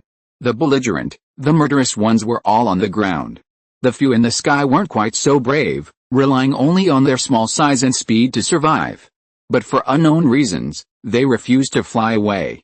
They soared high above, humming low and glaring fiercely at Thea on the ground. Hateful. At least Thea knew she was still in the competition, otherwise she would have taken out her skateboard and dominated them. The flat-haired beasts, taking advantage of her inability to ascend, kept hovering in the sky, refusing to disperse. "Lend me your bow," Thea shouted to the female warrior watching from a tree. Although the female warrior didn't understand what she meant, she tossed her bow to Thea. It was just an ordinary bow, nothing special about it, and she threw it without any hesitation. But 2 seconds later, she lost her composure. Pointing at Thea, she asked her companion, "She's not trying to." Her companion was also a little dumbfounded. "She's using too much strength to draw 2 bows, below." Thea simultaneously drew both bows, her arrows tucked between them, her tail feathers resting on the crisscrossed bowstrings. She aimed at the lowest flying honey buzzard. With a swish, the arrow's initial velocity exceeded 300 meters per second, stopping in an instant at 1,000 meters high. The immense kinetic energy pierced the honey buzzard's left wing, sending it careening to the ground. Without stopping, Thea shot down 2 smaller sparrowhawks with 2 more arrows. But as she was about to kill the last red-bellied hawk, it saw its altitude rapidly increase, hovering at 5,000 meters in the air, staring at the ground with lingering fear. Thea was in a dilemma. She wouldn't admit to having OCD, but she simply felt like missing one wasn't perfect. 5,000 meters clearly exceeded the maximum range of a bow and arrow, and this wasn't a horizontal shot, but an upward shot, adding another level of difficulty. "Can you give me some advice on how to bring it down?" Thea could only ask the 3 onlookers for help. They were all stunned. She had shot down 17 of 18 birds of prey, large and small, without a scratch herself. Her archery skills were undoubtedly overwhelming. Upon hearing her question, they exchanged glances, each smiling wryly and shaking their heads. "We've only dealt with birds on land," the implication being, "you'll have to figure out what to do with the birds in the sky." Thea continued to attack the few hawks still breathing on the ground with brutal force, attempting to provoke the eagle in the sky, but it remained unmoved. It neither fled nor dived, simply hovering in the air, refusing to descend for revenge, no matter how outrageous Thea's actions. "Hey, she's run into a wimp." When one plan failed, Thea came up with another, feigning a retreat. She called 3 female warriors to clean up the battlefield, and the 3 women descended the tree with confidence. They couldn't defeat 18 birds of prey, but now there was only 1 left. Even if it was just an egg, they'd trained for thousands of years, so they couldn't lose in a one-on-one fight. Thea strung all the eagles together and dragged them shoulder to shoulder with the wild boars. Her message was, "Look at you, the overlords of the sky. And now you're treated the same as wild boars? Are you pissed?" Sure enough, the red-bellied eagle in the sky had suffered immense psychological trauma. Its companions were wiped out, leaving it the only one left. Now the enemy was insulting the warrior's body like this, it was simply intolerable. Sensing its agitation, Thea added fuel to the fire and blatantly glared at it with the eye of Horus. A deep cry echoed, its sound rapidly spreading from the air to the ground. The eagle, overcome by rage, completely abandoned any thought of taking flight again.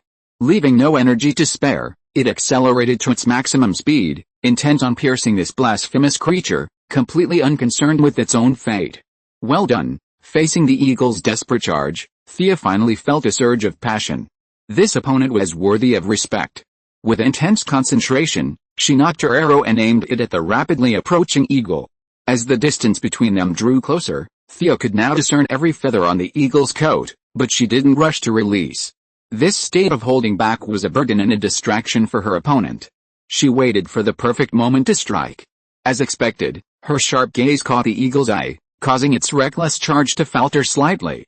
Just as it was debating whether to maintain its speed or veer off, Thea seized the opportunity to hesitate and release the bowstring. A simple arrow gradually grew in size within the eagle, eventually piercing its eye.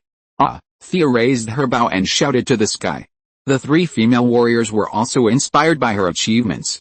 They drew their sharp blades and roared to the sky. After shouting a few more words at the top of their lungs, Thea felt much better. Since encountering the Time Wanderer on Purgatory Island, her life had been rough. Now she was even more desolate and ruined.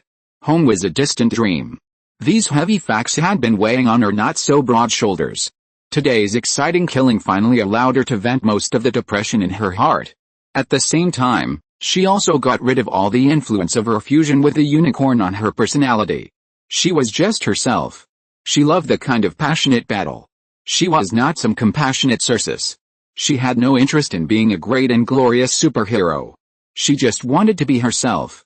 After shedding all the dust, Thea felt her soul become remarkably pure. Although her own strength hadn't improved in the slightest, she felt incredibly comfortable and exhilarated. She lamented, "I'm not destined to be a protagonist. The protagonist's enlightenment levels up dramatically with each revelation, while I haven't seen any improvement at all. Furthermore, the protagonists all suffered calamities, ranging from the least to having to rebuild their skills to the worst, with their families wiped out. And I, on the other hand, had an enlightenment after slaughtering a few wild boars and large birds. It felt so low to even think about it." She happily shouted to the female warrior, "Put these on the ground. Let's continue hunting." The female warrior, unsure of the reason for her sudden surge of energy, happily followed her. The scene was filled with honor. They felt they were about to witness an outsider crown Artemis with their own eyes. It was an honor for Thea, and a moment of praise for the participants themselves. Then, the animals living in the dense jungle discovered their tranquility disrupted. Many of the larger, seemingly delicious species met their doom. This island is an unscientific product, and the animals in the jungle fully illustrate this point. Many animals living in tropical temperate zones and even frigid zones have been discovered by Xia's pervasive mental power, and then unfortunately fell under her sharp arrows. End of this chapter. Thank you very much for reaching the end. Don't forget to like. Looking for more exclusive content and immediate access? Subscribe to our Patreon. Remember, every like, subscription, or donation encourages us to continue. Thanks to everyone. See you in the next video.